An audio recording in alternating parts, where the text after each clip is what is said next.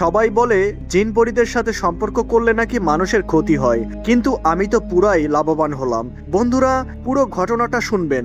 পরীর সাথে রোমান্টিক প্রেম কাহিনী এবং আমার সফলতায় পরীর অবদান, সকল কিছুই আজকে আপনারা জানতে পারবেন। তাহলে চলুন শুরু করা যাক। মাঝরাতে ঘুমন্ত অবস্থায় আমি অনুভব করতে পারি আমার রুমের জানালার ওপাশে একটা সুন্দরী পরী দাঁড়িয়ে আছে, আমার দিকে অপলক দৃষ্টিতে তাকিয়ে আছে। আমি তখন ঘুমন্ত অবস্থায় ছিলাম। আমার সাথে কি ঘটে যাচ্ছে এই জিনিসটা আমি স্বপ্নের মাধ্যমে দেখতে পাচ্ছিলাম। আমি যখন সেই পরীটিকে দেখতে পাই তখন আমি খুবই ভয় পেয়ে যাই। আমি চোখ খোলার জন্য চেষ্টা করি, কিন্তু কিছুতেই আমি চোখ খুলতে পারি না। আমি লাগাতার স্বপ্নটা দেখেই চলেছিলাম, কিন্তু আমি বারবার অনুভব করতে পারতেছিলাম এই জিনিসটা আমার সাথে বাস্তবে ঘটে যাচ্ছে, কিন্তু আমি আমার চর্মচক্ষুর মাধ্যমে এই জিনিসটা দেখতে পাচ্ছি না, শুধুমাত্র স্বপ্নের মাধ্যমে সেটা দেখতে পাচ্ছি।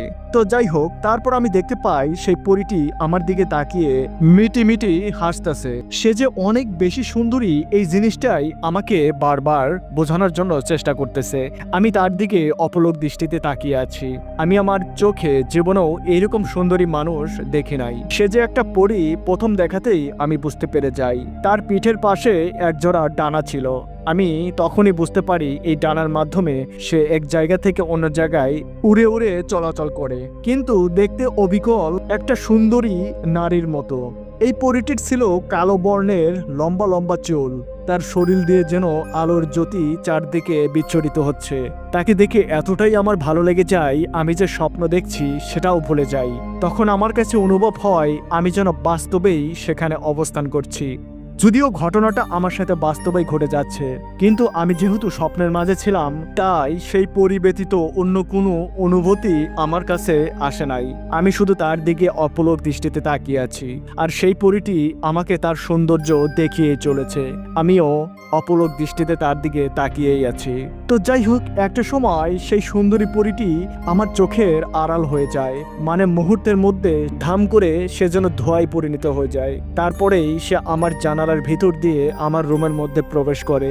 এত সময় আমি ভালোই ছিলাম, কিন্তু যখন সে আমার রুমের মধ্যে প্রবেশ করে তখন আমি আরো বেশি পরিমাণ ভয় পেয়ে যাই। আমি দেখতে পাই তার হাতে একটা লাল গোলাপ। সে আমার রুমে প্রবেশ করার পর সরাসরি আমার মাথার পাশে এসে দাঁড়িয়ে পড়ে। তারপর আমার বিছানার উপর বসে। তার হাতের উপর একটা গোলাপ ছিল, সেই গোলাপটি দিয়ে আমার মুখের উপর স্পর্শ করায়। আমার পুরো শরীর সেই গোলাপ দিয়ে স্পর্শ করায়। আমি নড়াচড়া করার জন্য চেষ্টা করি, কিন্তু আমার শরীর যেন অবশ হয়ে যায়। আমি কিছুতেই নিজেকে কন্ট্রোল করতে পারি না। আমার কাছে মনে হচ্ছে আমাকে বেঁধে রেখে সে যেন যা ইচ্ছা তাই করতেছে। আমি কিছুতেই নড়াচড়া করতে পারতেছি না। আমি চিৎকার দেওয়ার জন্য চেষ্টা করি, কিন্তু কিছুতেই আমার মুখ দিয়ে সাউন্ড বের হচ্ছিল না।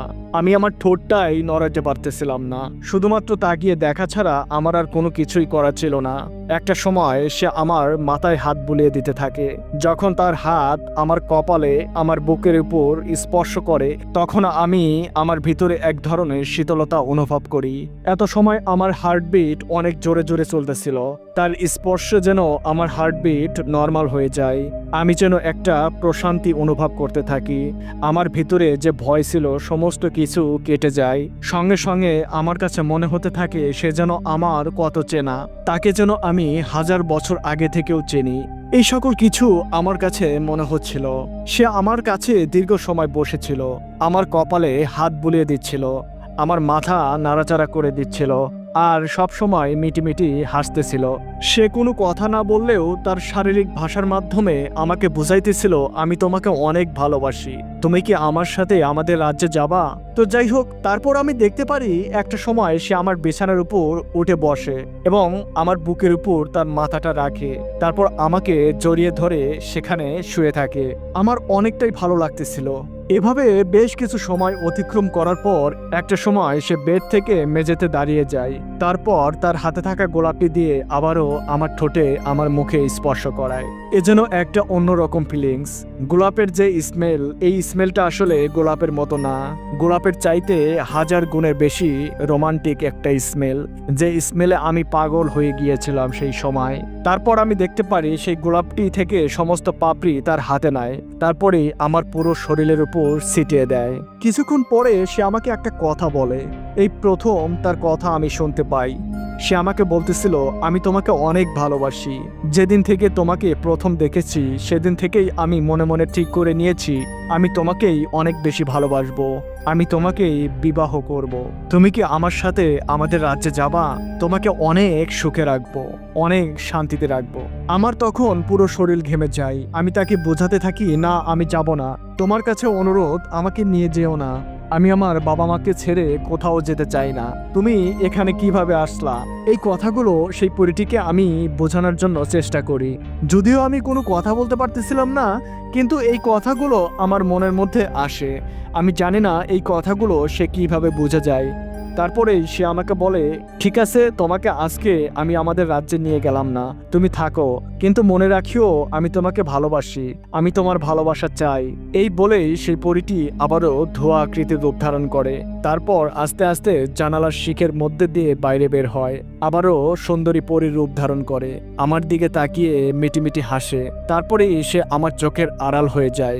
কোথায় যে চলে যায় আমি বলতে পারবো না।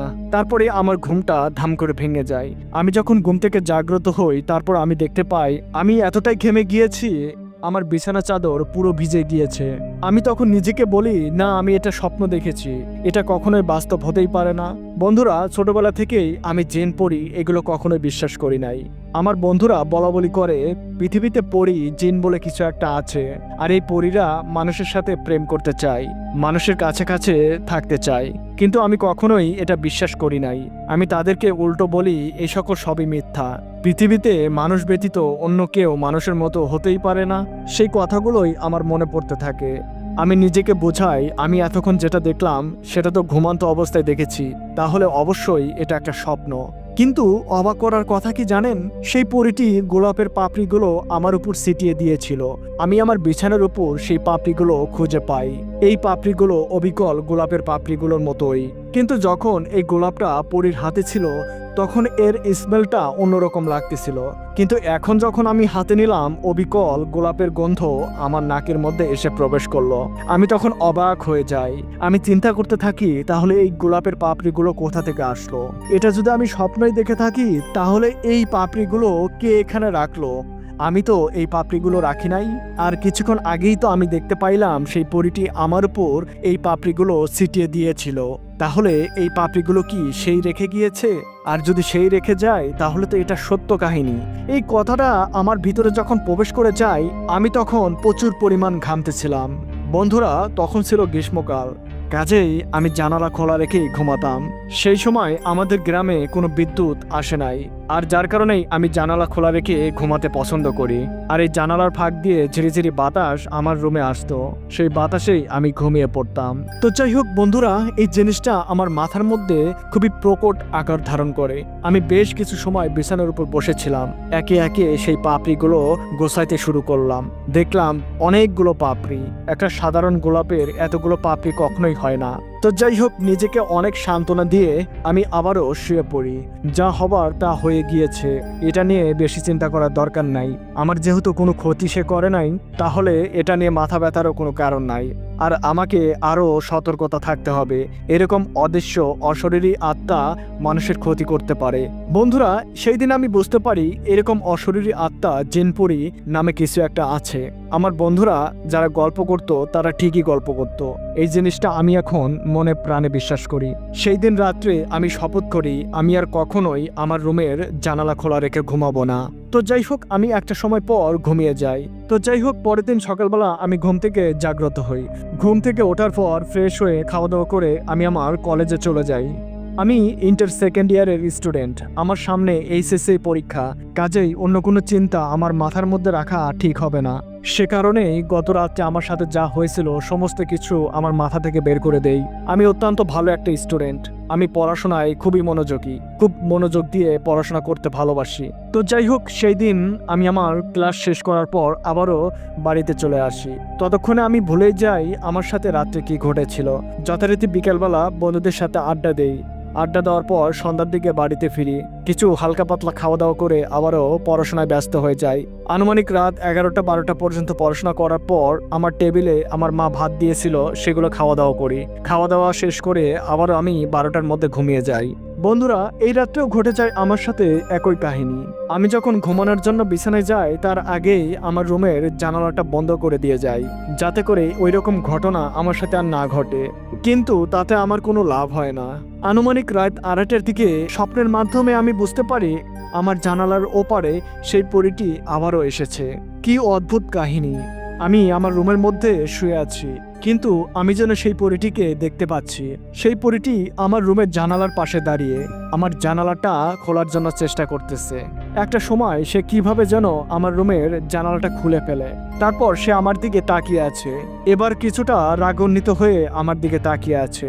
আমাকে বোঝাইতেছে তুমি কেন জানালা বন্ধ করে ঘুমিয়েছো। তারপরে সে আমার রুমের মধ্যে প্রবেশ করার পর সে বলতেছিল তুমি কেন জানালাটা বন্ধ করে দিয়েছো।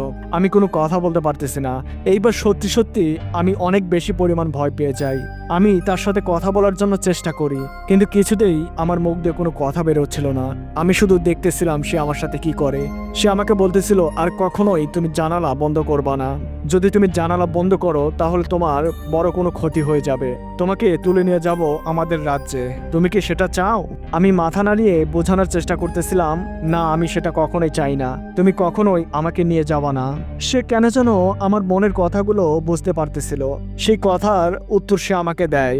সে আমাকে বলে ঠিক আছে, আমি তোমাকে আমাদের রাজ্যে নিয়ে যাব না, কিন্তু একটা শর্ত আছে, আর সেটা হলো তুমি কখনোই জানালা লাগিয়ে ঘুমাবা না।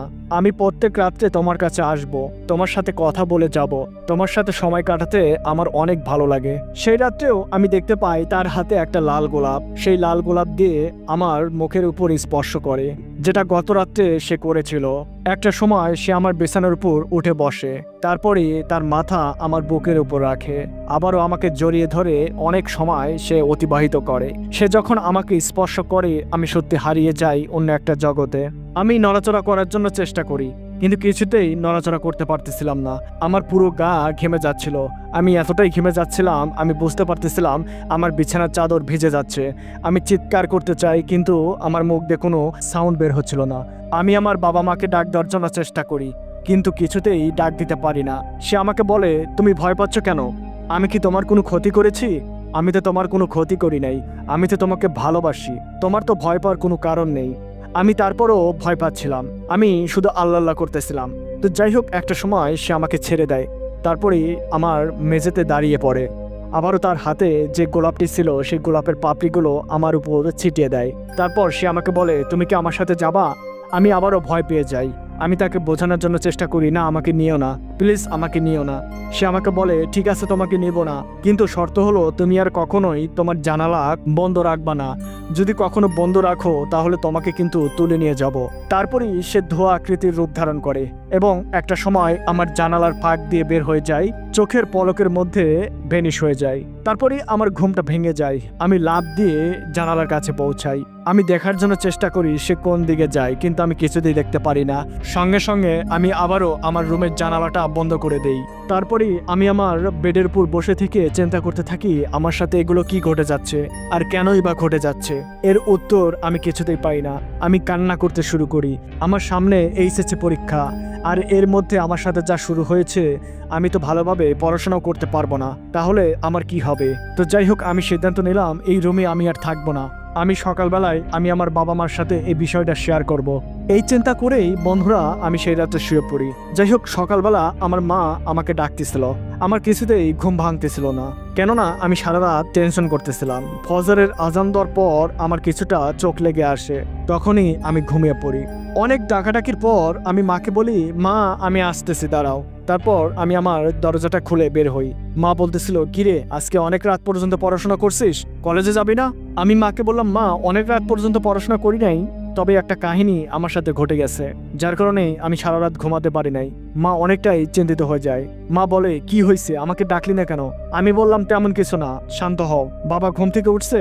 মা বলল না, তোর বাবা এখনো ঘুম থেকে ওঠে নাই। আমি বললাম তোমাদের দুজনকে একসাথে বলবো, আর তেমন কিছু হয় নাই, তুমি রান্না করো, খেয়ে দিয়ে আমি কথা বলবো। তারপর মা টেনশনে রান্না করে চলে যায়, রান্না করতে শুরু করে। আমি ফ্রেশ হতে শুরু করলাম। ফ্রেশ টেশ হয়ে পড়ার টেবিলে চলে যাই, পড়াশোনা শুরু করলাম। আজকে আমি আর কলেজে যাব না। আমার মনটা ভীষণ খারাপ। আগে আমার এই সমস্যার সমাধান করতে হবে, আমার বাবা মার সাথে এই কথাগুলো শেয়ার করতে হবে। তো যাই হোক, একটা সময় মা আমাকে ডাক দেয়, বলে আয়, খাবার কমপ্লিট, খেয়ে যা। তারপরে আমি আমার রুমে প্রবেশ করি। দেখি আমার বাবাও খাবার টেবিলে বসে আছে, আমার জন্য অপেক্ষা করতেছেন। তারপরে আমার মা আমাদেরকে ভাত বেড়ে দেয়, আমরা খাওয়া দাওয়া শেষ করি। তারপর আমার মা বলে, তোর সাথে রাতে কি যেন হয়েছে, তুই কি যেন বলতে চাচ্ছিলি, সকালবেলা আমাকে বললি না, এখন বল। তারপর আমার মাকে বলি, মা আমি যে কথাগুলো এখন বলবো তোমরা অতটা সিরিয়াসভাবে নেবা না। তারপরে বন্ধুরা সমস্ত ঘটনা আমি আমার মা বাবার সাথে শেয়ার করি। এই কথা শোনার পর আমার বাবা মা খুবই চিন্তিত হয়ে যায়। তারা আমাকে জড়িয়ে ধরে, আমাকে বলে, তুই ঠিক আছিস বাবা? আমি তখন বলি, মা আমি ঠিক আছি, তোমরা কোনো টেনশন করিও না, আমি তেমন কোনো ভয় পাই নাই। তখন আমার বাবা বলতেছিল, তুই ভয় পাস না, আমি দেখছি বিষয়টা কি করা যায়, আর কোনো সমস্যা তোর হবে না। আমি আমার মাকে বলি, মা আমি আর ওই রুমে থাকবো না, আমি তোমাদের সাথে থাকবো। তখন মা আমাকে জড়িয়ে ধরে, বলে, তুই আমার কাছে ঘুমাবি, তোর আর কোনো সমস্যা হবে না, তুই ভয় পাস না। তারপর আমার বাবা আমাকে বলে, তুই একা একা কোথাও যাস না, সবসময় তোর মার পাশে থাক, আমার পরিচিত একটা কবিরাজ আছে, আমি ওর কাছে যাই, যে কথা বলি। তারপরেই আমার বাবা সেই কবিরাজের কাছে চলে যায়। আমি আমার মার পাশে সারাক্ষণ বসেছিলাম, রুমের মধ্যে একা একা থাকতেও এখন যেন আমার ভয় লাগে। তো যাই হোক, দুপুরবেলা আমি দেখতে পাই আমার বাবার সাথে একটা লোক আমাদের বাড়িতে এসেছে। আমার বুঝতে বাকি রইল না ইনি সেই কবিরাজ। তারপরে আমার বাবা আমাকে ডাকে, বলে, আয় তো, তোর সাথে কথা আছে। আমি তখন রুমের ভিতর থেকে বের হই। তারপর সেই কবিরাজ আমাকে বলে, বাবা তুমি এখানে বসো। আমাকে চেয়ারের উপর বসায়, সে আর একটা চেয়ারের উপর বসা ছিল। আমাকে বলে, বাবা তোমার সাথে যা ঘটেছিল পুরো ঘটনা আমার সাথে শেয়ার করো। তারপরেই সমস্ত কথাগুলো আমি তার সাথে শেয়ার করি। সে আমাকে বলে, তুমি কি ভয় পেয়েছো? আমি বলেছিলাম আমি অতটা ভয় পাই নাই, তবে প্রথম দিন কিছুটা ভয় পাইছিলাম। সে যেহেতু আমার কোনো ক্ষতি করে না, তাই আমি দ্বিতীয় দিন অতটা ভয় পাই নাই। সে আমাকে বলল, এটা ভয় পাওয়ার কিছু নাই, আজকের পর থেকে সেই পরীটি তোমার কাছে আসতে পারবে না। আমার সাথে কথা বলার পর কবিরাজটি আমার মাকে বলে, এক বালতি পানি নিয়ে আসেন। আমার মা টিউবওয়েলে যে এক বালতি পানি নিয়ে আসে। তারপরে সেই কবিরাজ কি যেন বলে সে বালতির মধ্যে 3টা ফু দেয়। দেওয়ার পর বলে, এই এক বালতি পানি আপনাদের পুরো বাড়ি ছিটিয়ে দেন, এখনই দিবেন। আমার বাবা সেই বালতি নিয়ে পুরো বাড়ি পানি ছিটিয়ে দিতে লাগলো। তারপর সেই কবিরাজটি আমার রুমের মধ্যে প্রবেশ করে, জানালার পাশে দাঁড়িয়ে থেকে আরবিতে কিছু একটা বলতেছিল। কি যে বলতেছিল সেটা আমি বুঝতে পারি নাই। কিছুক্ষণ পরেই সে আমার রুম থেকে বের হয়। বের হওয়ার পর আমার বাবা মাকে বলে, যা করার আমি করে দিয়েছি, সেই অশরীরী আত্মা আপনাদের বাড়িতে আর কিছুতেই আসতে পারবে না। সে যদি আপনাদের বাড়ির মধ্যে প্রবেশ করে সে জ্বলে পুড়ে ছাই হয়ে যাবে। তখন আমার বাবা তাকে হাত জড়িয়ে ধরে বলে, আমার অনেক বড় উপকার করলেন, আমার একমাত্র সন্তান, সামনে আর এইচএসসি পরীক্ষা।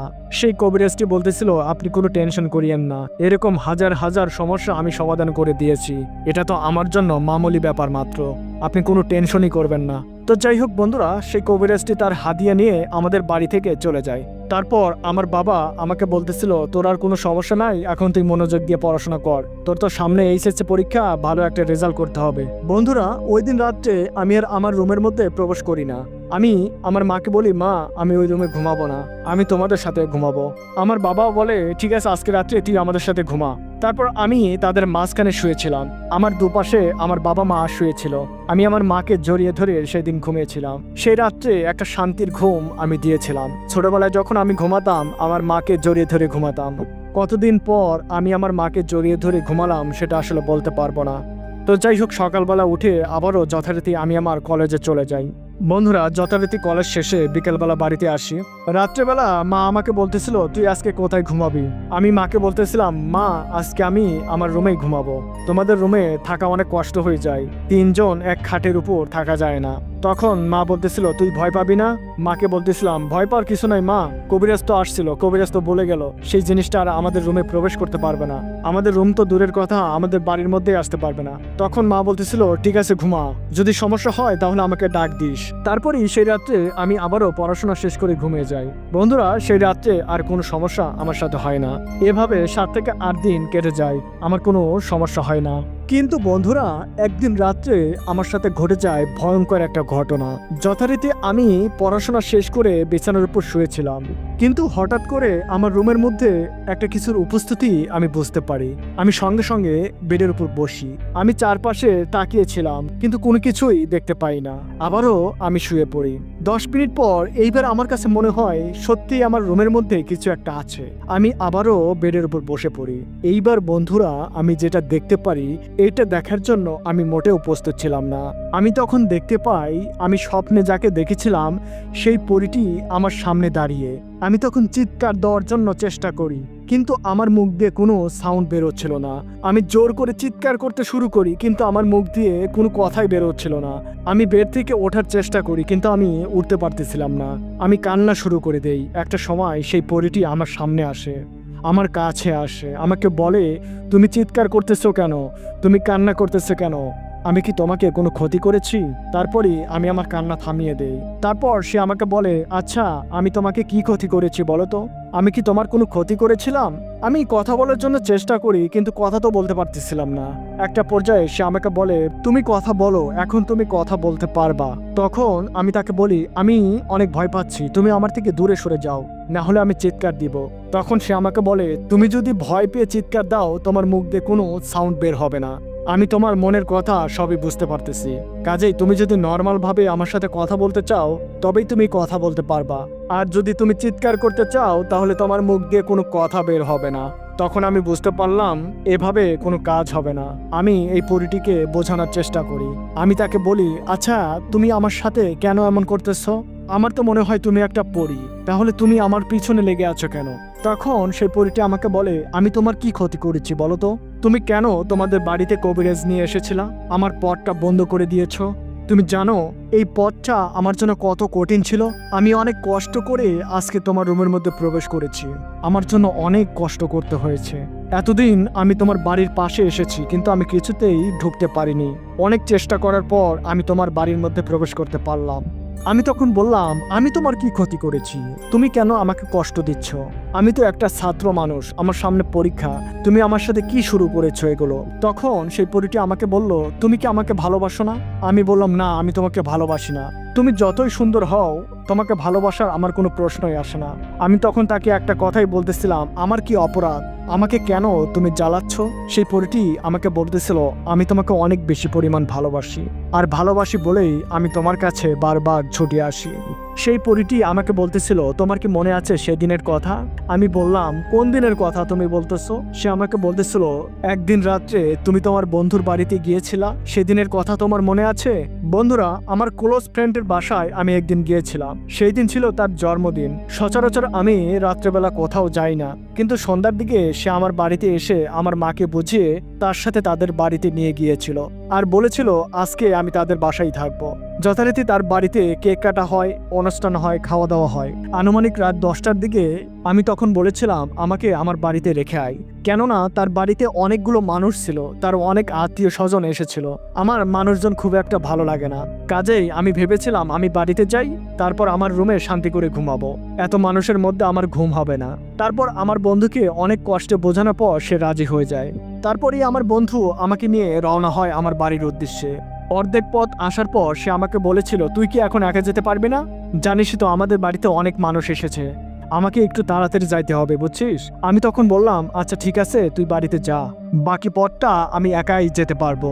যদিও আমি ভয় পাচ্ছিলাম, কিন্তু সাহস করেই তাকে বলেছিলাম। তারপরে আমি আস্তে আস্তে বাড়ির দিকে রওনা দেই। কিন্তু বন্ধুরা, সেই রাতে তো আমার সাথে কোনো কিছু ঘটে যায় নাই। তো যাই হোক, সেই কথাগুলো আমার মনে পড়ে যায়। আমি তখন সেই পরীকে বলি, হ্যাঁ আমার মনে পড়েছে, কিন্তু সেই রাতে আমি তোমার কি ক্ষতি করেছিলাম যার বিনিময়ে আমাকে এত কষ্ট দিচ্ছ? সেই পরীটি আমাকে বলে, তুমি যখন সেই রাস্তা দিয়ে যাচ্ছিলা সেই রাস্তার মাঝখানে ছিল একটা বট গাছ, তোমার কি মনে আছে? আমি বললাম, হ্যাঁ একটা বট গাছ সেই রাস্তার মাঝে পড়েছিল। সেখানে আমি কিছুটা ভয় পাচ্ছিলাম, কিন্তু সেই রাতটা আমার তো কিছু হয় না সেখানে। সেই পরীটি তখন আমাকে বলল, সেই বট গাছের একটা ডালে আমি বসেছিলাম, আমি দেখতে পাইলাম তুমি হেঁটে যাচ্ছ।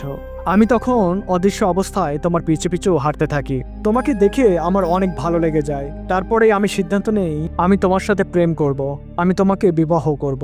একটা সময় তুমি বাড়িতে প্রবেশ করো, তারপর আমি আবারও সেই বটগাছের উপর চলে যাই। পরের দিন থেকে আমি তোমার আশেপাশে থাকার চেষ্টা করি।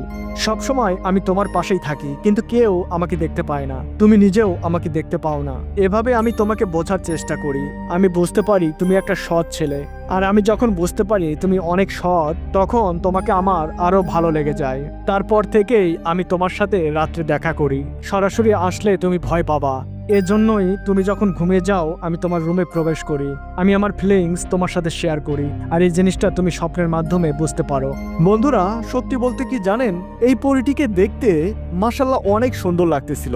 আমি যখন স্বপ্নের মাধ্যমে তাকে দেখতাম তখন আমি তাকে ভয় পাইতাম, কিন্তু এখন আমার ভিতরে কোনো ভয় কাজ করতেছিল না। আমি আমার চর্মচক্ষুর মাধ্যমে তাকে বাস্তবে দেখতে পাচ্ছি। অসম্ভব মায়াবী চেহারা, তার পরনে ছিল একটা লাল ড্রেস, চোখের মধ্যে দিয়ে অনেকটা নীল আভা বেরিয়ে আসছে। সবকিছু মিলে পরীটিকে এত সুন্দর লাগতেছে যেটা আমি আমার জীবনে কখনোই দেখি নাই। আমার কাছে মনে হচ্ছে আমি তার প্রতি ধীরে ধীরে দুর্বল হয়ে যাচ্ছি। আমি তখন তাকে বললাম, আচ্ছা তুমি আমাকে এত ভালোবাসো? পরীটি তখন আমাকে বলল, হ্যাঁ আমি তোমার জন্য সবকিছু করতে পারবো, দরকার হলে তুমি আমাকে পরীক্ষা নাও, আমি যদি সেই পরীক্ষায় পাশ করি তাহলে না হয় আমাকে ভালোবাসিও। বন্ধুরা, আসলেই সে আমাকে অনেক ভালোবাসে, তাই আমি তাকে একটা সুযোগ দিলাম। আমি তখন তাকে বললাম, আচ্ছা আমি তোমাকে একটা সুযোগ দিতে চাই, এই মুহূর্তে আমি তোমাকে কোনো কিছু বলবো না আমি তোমাকে ভালোবাসি কিনা, তবে আমি তোমাকে একটা সুযোগ দিতে চাই। তখন সেই পরীটি আমাকে বলল, কি ধরনের সুযোগ দিবা? আমি তখন বললাম, আমি তোমাকে বন্ধু হিসেবে চাই, তুমি বন্ধু হিসেবে আমার সাথে থাকতে পারো। তখন সে আমাকে বলল, ভালোবাসার শুরুটা না হয় বন্ধুত্ব দিয়েই হোক, আস্তে আস্তে তুমি আমাকে ভালোবেসে ফেলবা। তারপর সে তখন বলল, ঠিক আছে আমি রাজি, আমি তোমার বন্ধু হিসেবেই থাকতে চাই, পরবর্তীতে তুমি আমাকে ভালোবাসবা, আমি শিওর দিয়ে তোমাকে বলতে পারি। আমি তোমাকে এত ভালোবাসা দিব, সেই ভালোবাসায় তুমি আমাকেও ভালোবাসতে বাধ্য হবা। আমি বললাম, সেটা না হয় পরে দেখা যাবে, আপাতত আজকে থেকে তুমি আমার একটা ভালো বন্ধু, ঠিক আছে? তখন সে আমাকে বলল, আচ্ছা ঠিক আছে। তারপরই বন্ধুরা, সে পরীটি আমার বিছানার উপর এসে বসলো। বসার পর আমার দিকে শুধু তাকিয়েছিল, আমিও তার দিকে তাকিয়েছিলাম। আসলে সত্যি বলতে কি, আমি না তাকে মনে হয় ভালোবেসে ফেলেছি। আমার ভিতরে এক ধরনের ফিলিংস কাজ করতেছে, কিন্তু আমি তো তাকে কখনোই বলবো না আমি তোমাকে ভালোবাসি, কেননা সামনে আমার এইচএসসি পরীক্ষা। এইচএসসি পরীক্ষার আগে এইরকম কোনো কাজে আমি জড়াবো না। যত যাই হোক না কেন, আমি আমার পড়াশোনা কখনোই নষ্ট হতে দিব না। সেই দিন রাত্রে বন্ধুরা আমাদের মাঝে অনেক কথা হয়, আমরা অনেক গল্প করি। সে কোন রাজ্যে থাকে, সে রাজ্যে থেকে কিভাবে আসে, সেগুলো আমি তাকে জিজ্ঞাসা করি। আমি তাকে প্রশ্ন করেছিলাম, আচ্ছা তুমি কি এই পৃথিবীতেই থাকো সব সময়? সে আমাকে বলল, না আমি সবসময় পৃথিবীতে থাকি না, মাঝে মাঝে এই পৃথিবীতে ঘুরতে আসি। এই পৃথিবীতে রাত্রেবেলা আমার খুব ভালো লাগে। যখন পৃথিবীর সকল মানুষ ঘুমিয়ে যায় তখন আমি মনের আনন্দে একা একা ঘুরে বেড়াই। আমার খুবই ভালো লাগে এই পৃথিবীর পরিবেশ। তোমাকে প্রথম যেদিন দেখেছিলাম সেই দিন আমি এসেছিলাম পৃথিবীতে ঘুরতে ঘুরতে ঘুরতে আমি অনেকটাই ক্লান্ত হয়ে গিয়েছিলাম, যার কারণেই ওই বটগাছের ডালের উপর বসে থেকে বিশ্রাম নিচ্ছিলাম। তারপরেই তো আমার তোমার সাথে দেখা। যাই হোক বন্ধুরা, তার সাথে গল্প করতে করতে আনুমানিক 3:30 বেজে যায়। আমি তখন তাকে বলি, তুমি এখন যাও, সকালবেলা আমাকে কলেজে যেতে হবে, এখন একটু আমি ঘুমাই। তখন সে আমাকে বলল, আচ্ছা ঠিক আছে আমি চলে যাব, কিন্তু তুমি তো আমাকে সত্যিই বন্ধু হিসেবে গ্রহণ করেছো, নাকি আমার সাথে প্রতারণা করবা, আবার সেই কবিরাজের কাছে যাবা, আবার সেই কবিরাজের মাধ্যমে আমাকে দূরে সরিয়ে দিবা? আমি তখন বললাম, ছি ছি, কি বলো, আমি এক কথার মানুষ, আমি তোমাকে যেহেতু বলেছি তুমি আমার বন্ধু, এর মানে তুমি আমার বন্ধু, তোমার আর কোনো সমস্যা হবে না, তুমি যখন ইচ্ছা রাত্রিবেলা আমার রুমে আসিও, আমি তোমার সাথে গল্প করব, কোনো সমস্যা নেই, কিন্তু কখনোই তুমি আমার সাথে খারাপ ব্যবহার করতে পারবা না। মহান আল্লাহ তাআলা তোমাদের অনেক ক্ষমতা দিয়েছে, চাইলেই যে কোনো সময় তুমি আমাকে তুলে নিয়ে যাইতে পারো তোমাদের রাজ্যে, কিন্তু কখনোই আমার সাথে এই সকল কোনো কিছু করবা না। আমি অনেকটা বিশ্বাস করে তোমার সাথে বন্ধুত্ব করলাম, আশা করি সেটা তুমি মর্যাদা দিবা।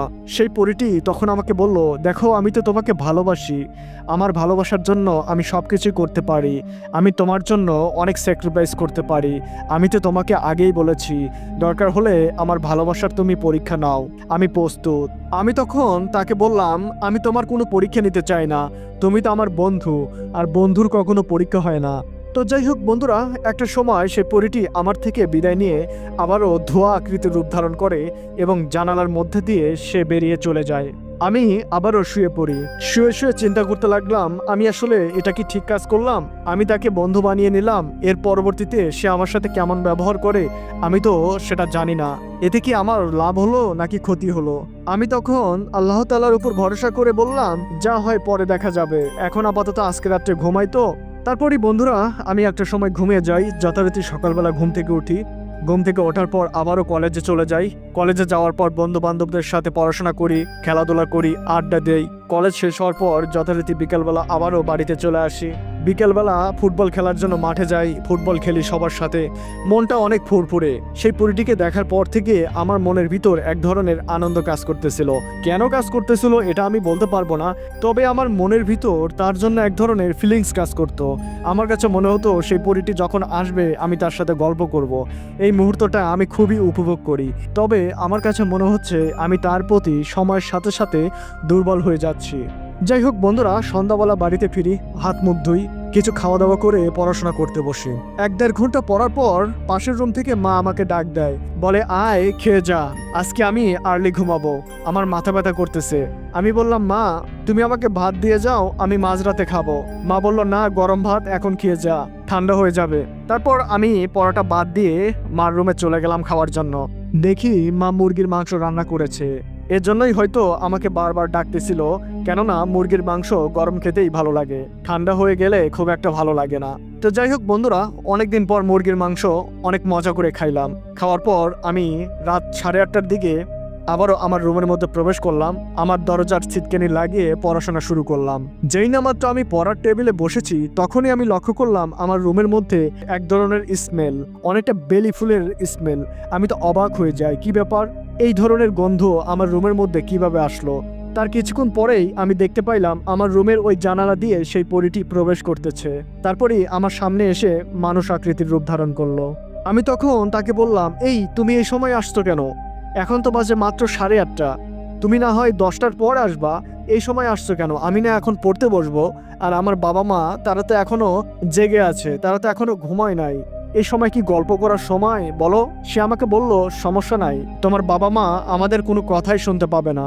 তখন আমি আমার পড়ার টেবিল থেকে উঠে আমার বিছানার উপর বসি। সেই পরীটিও আমার বিছানার এক পাশে বসে।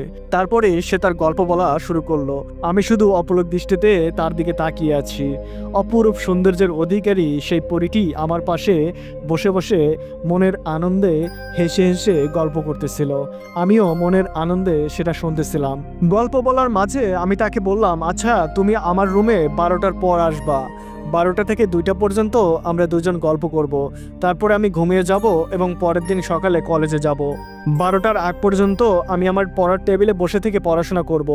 জানোই তো সামনে আমার এইচএসসি পরীক্ষা। আমি যদি এখন পড়াশোনা না করতে পারি তাহলে পরীক্ষায় খারাপ রেজাল্ট হবে। যদি খারাপ রেজাল্ট হয় আমার বাবা মা আমাকে অনেক বকা দিবে। আমার পিছনে তারা অনেক টাকা পয়সা নষ্ট করতেছে, সেটার মূল্য আমি দিতে চাই। তখন সেই পরীটি আমাকে বলল, আরে তোমার পড়াশোনা নিয়ে তোমার কোনো চিন্তা নাই, আমি তোমাকে সাহায্য করব। আমি বললাম, তুমি আবার আমাকে কিভাবে সাহায্য করবা? পরীক্ষার লেখা তো আমাকেই লিখতে হবে, তাই না? সে আমাকে বলল, তোমার ভালো রেজাল্ট করার দায়িত্ব আমার, আমি তোমাকে সব শিখিয়ে দিব পরীক্ষার হলে, তুমি আমার প্রতি বিশ্বাস রাখো, আমি তোমাকে সাহায্য করব। আমি তখন বললাম, এটা কখনো হয় নাকি? তুমি কিভাবে আমার পরীক্ষার হলে প্রবেশ করবা? আমার পরীক্ষা তো হয় দিনের বেলা, আর দিনের বেলা তুমি যখন প্রবেশ করবা এত মানুষের মধ্যে, যখন আমার সাথে কথা বলবা সবাই তো তখন জেনে যাবে। সে তখন বলল, এটা নিয়ে তোমার কোনো চিন্তা করার দরকার নাই, বাকিটা আমি দেখব। আমি তো তোমাকে কথা দিলাম ভালো রেজাল্ট করার দায়িত্ব আমার। তার কথা আমার কিছুতেই বিশ্বাস হচ্ছিল না। আমি ভাবলাম সে হয়তোবা আমার সাথে প্রেম করার জন্য অতিরিক্ত রসের কথা আমাকে বলতেছে, আমার সাথে বেশি সময় গল্প করার জন্যই সে হয়তোবা এই সকল কথা আমাকে বলতেছিল। আমি তখন তার সাথে এই বিষয়ে কোনো কথা বললাম না। আমি তখন তাকে বললাম, আচ্ছা ঠিক আছে, সেটা দেখা যাবে, তবে তুমি যখন আসবা আমাকে একটা সিগন্যাল দিয়ে আসিও, এতে করে আমি আগেই আমার কাজগুলো সেরে ফেলবো। সে আমাকে বলল, তোমার জন্য একটা উপহার আমি নিয়ে এসেছি। আমি বললাম, কি উপহার নিয়ে এসেছো? সে আমাকে একটা কলম উপহার দেয়। কলমটা দেওয়ার পর সে আমাকে বলতেছিল, এই নাও তোমার সেরা উপহার। আমি বললাম, একটা কলম আমার জন্য নিয়ে এসেছো? এটা তো কিছুদিন লিখলে কালই শেষ হয়ে যাবে, তারপর এই জিনিসটা তো অচল হয়ে যাবে। সে আমাকে বলল, মোটেও না, আমি জেনে শুনেই এই কলমটা নিয়ে এসেছি। এই কলম দিয়ে তুমি সারা জীবন লিখতে পারবা, কখনোই এই কলমের কালি ফুরাবে না। এটা অদ্ভুত এক ধরনের কলম, যেটা আমি আমার রাজ্য থেকে নিয়ে এসেছি শুধুমাত্র তোমার জন্য। তুমি যতই লেখো না কেন এই কলমের কালি কখনোই শেষ হবে না। বিষয়টা আমার কাছে খুবই অবাক লাগলো। তখন আমি সেই কলম দিয়ে আমার খাতার উপর লিখতে শুরু করলাম। দেখলাম, বাহ, লিখতে অনেক সুন্দর হয়। আমার লেখা মোটামুটি ভালোই খারাপ, কিন্তু এই কলম দিয়ে যখন আমি লিখতেছিলাম মনে হচ্ছিল আমার লেখা আগের চেয়ে অনেক ভালো হচ্ছে। আমি তখন তাকে অনেক ধন্যবাদ দিলাম। আমি বললাম, বাহ, তুমি আমার জন্য অনেক সুন্দর একটা কলম এনেছো, দেখো আমার লেখা কত সুন্দর হচ্ছে, তোমাকে অসংখ্য ধন্যবাদ। সে তখন অনেকটাই খুশি হয়ে যায়। বন্ধুরা, এভাবেই প্রত্যেক দিন রাত্রে আমার এবং সেই পরীটির সাথে গল্প হয়। রাত্রে খুব একটা ঘুমাইতে পারতাম না, আমি আর পড়তে পারি না সেই পরীটির জ্বালায়। যখনই রাত্রেবেলা একটু পড়তে বসি সেই সময়ই সে আমার কাছে হাজির। সে যেন কিছুতেই আমাকে পড়তে দেয় না, সে চায় আমি যেন সবসময় তার সাথে গল্প করি। সূর্য ডোবার পর থেকেই সে আমার কাছে আসতে শুরু করে। যখনই আমাকে একা পায় তখনই সে আমার সামনে উপস্থিত হয়, তারপরেই তার গল্প শুরু করে দেয়। আমারও তার সাথে গল্প করতে অনেক ভালো লাগে, কাজেই পড়াশোনা হচ্ছে না। বন্ধুরা, একটা সময় আমার এইচএসসি পরীক্ষার ডেট দিয়ে দেয়, আমিও এইচএসসি পরীক্ষার ফর্ম ফিল আপ করে দেই। একদিন রাত্রে আমি তাকে বলি, আমার তো পরীক্ষার আর মাত্র 7 দিন, কি হবে আমি জানি না, আমি তো তেমন কোনো পড়াশোনাই করতে পারলাম না তোমার জ্বালায়। যখনই পড়তে বসি তুমি আমার পাশে এসে হাজির। দিনের বেলা তো পড়ার কোনো উপায় নাই, সারাদিন কলেজ প্রাইভেট এগুলো করতেই দিন শেষ হয়ে যায়। রাতের বেলায় একটু যে পড়বো তুমি এসে হাজির, তোমার সাথে আমার গল্প করতে হয়। তখনও সে আমাকে একই কথা বলে। সে আমাকে বলে, তোমার কোনো টেনশন নাই, তোমার ভালো রেজাল্টের দায়িত্ব আমার। আমি তখন বললাম, আচ্ছা ঠিক আছে, দেখা যাবে। তোমার কারণে যদি আমার রেজাল্ট খারাপ হয় তাহলে কিন্তু তোমার সাথে আমার বন্ধুত্ব এখানেই শেষ হয়ে যাবে। তো বন্ধুরা, দেখতে দেখতে আমার পরীক্ষার দিন চলে আসে। সকালবেলা খাওয়া দাওয়া করে আমি আমার বাবা মার কাছ থেকে দোয়া নিয়ে পরীক্ষার হলে চলে যাই। প্রথম দিন পরীক্ষাটা ছিল বাংলা প্রথম পত্র। পরীক্ষার প্রস্তুতি একদম জঘন্য, আমি কিছুই পড়তে পারিনি। তো যাই হোক, যখন আমার হাতে কোশ্চেনটা চলে আসে আমি তখন কোশ্চেনটা পড়া শুরু করি। আমি দেখি আমার 30% কমন নাই। আমার খুবই খারাপ লাগতে শুরু করলো।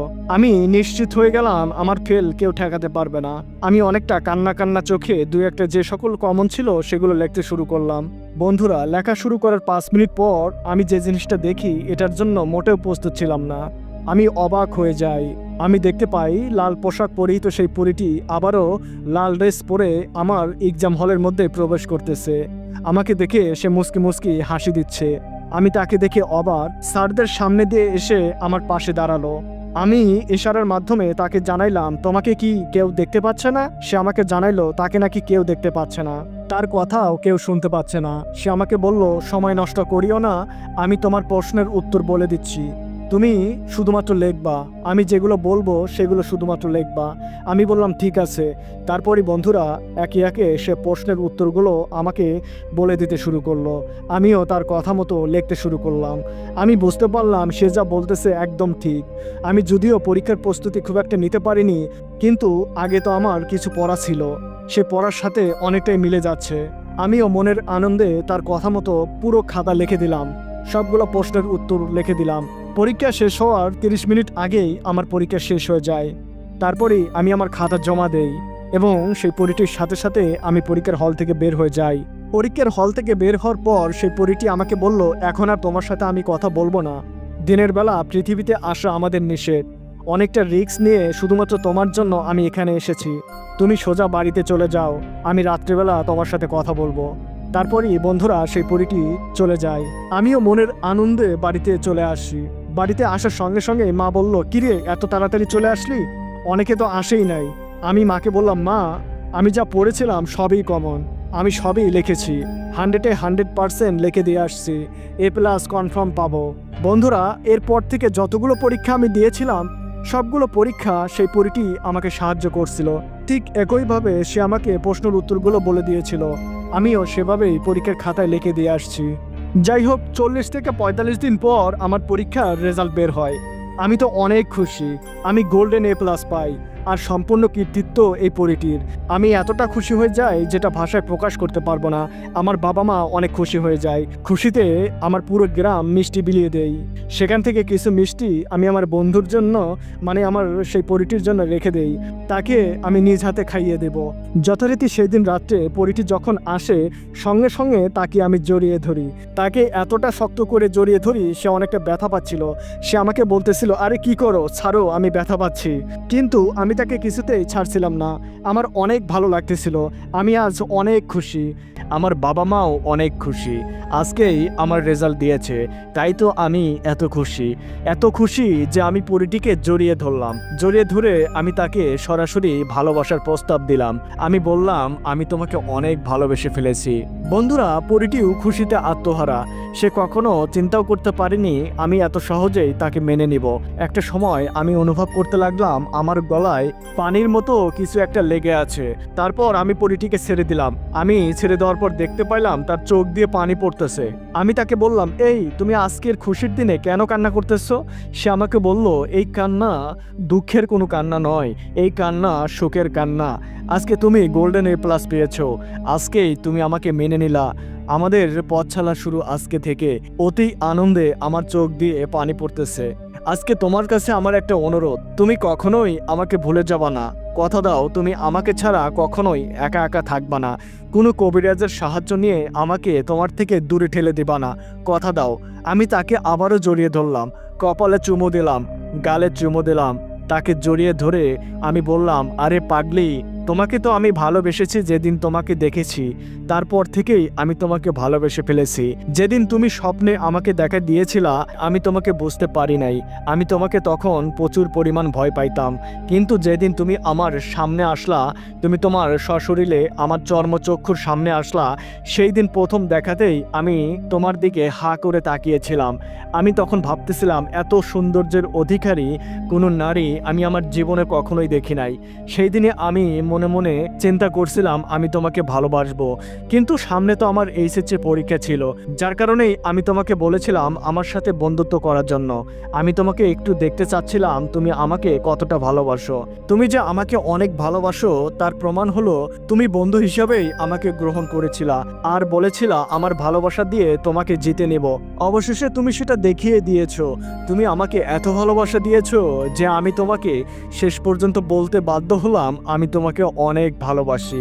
তুমিও কথা দাও, তুমিও কখনো আমাকে ছাড়া যাবা না। বন্ধুরা, সে তখন আমাকে জড়িয়ে ধরেই বলতেছিল, আমিও তোমাকে ছাড়া কখনোই যাব না। আমরা কেউ একে অপরকে ছাড়া কখনোই থাকবো না। তারপর আমরা সেই রাত্রে আমার বিছানার উপর বসেছিলাম। আমি তার কোলের উপর মাথা রাখছিলাম। সে আস্তে আস্তে আমার মাথা নেড়ে দিচ্ছিল, আমাকে আদর করতেছিল। এ যেন এক অন্যরকম প্রশান্তি। আমার কাছে মনে হচ্ছিল আমি যেন স্বপ্ন দেখছি। এত সুন্দর জীবন আমি কখনো চিন্তাও করতে পারিনি। আমার রুমের মধ্যে এক ধরনের সুগন্ধ বয়ে যাচ্ছে, যেটাতে আমি আরও পাগল হয়ে যাচ্ছি। আমি বুঝতে পারছি এই সুগন্ধ কোথা থেকে আসছে। পাশের রুম থেকে আমার মা বলতেছিল, কিরে তোর রুম থেকে এত সুন্দর গন্ধ কেন আসতেছে?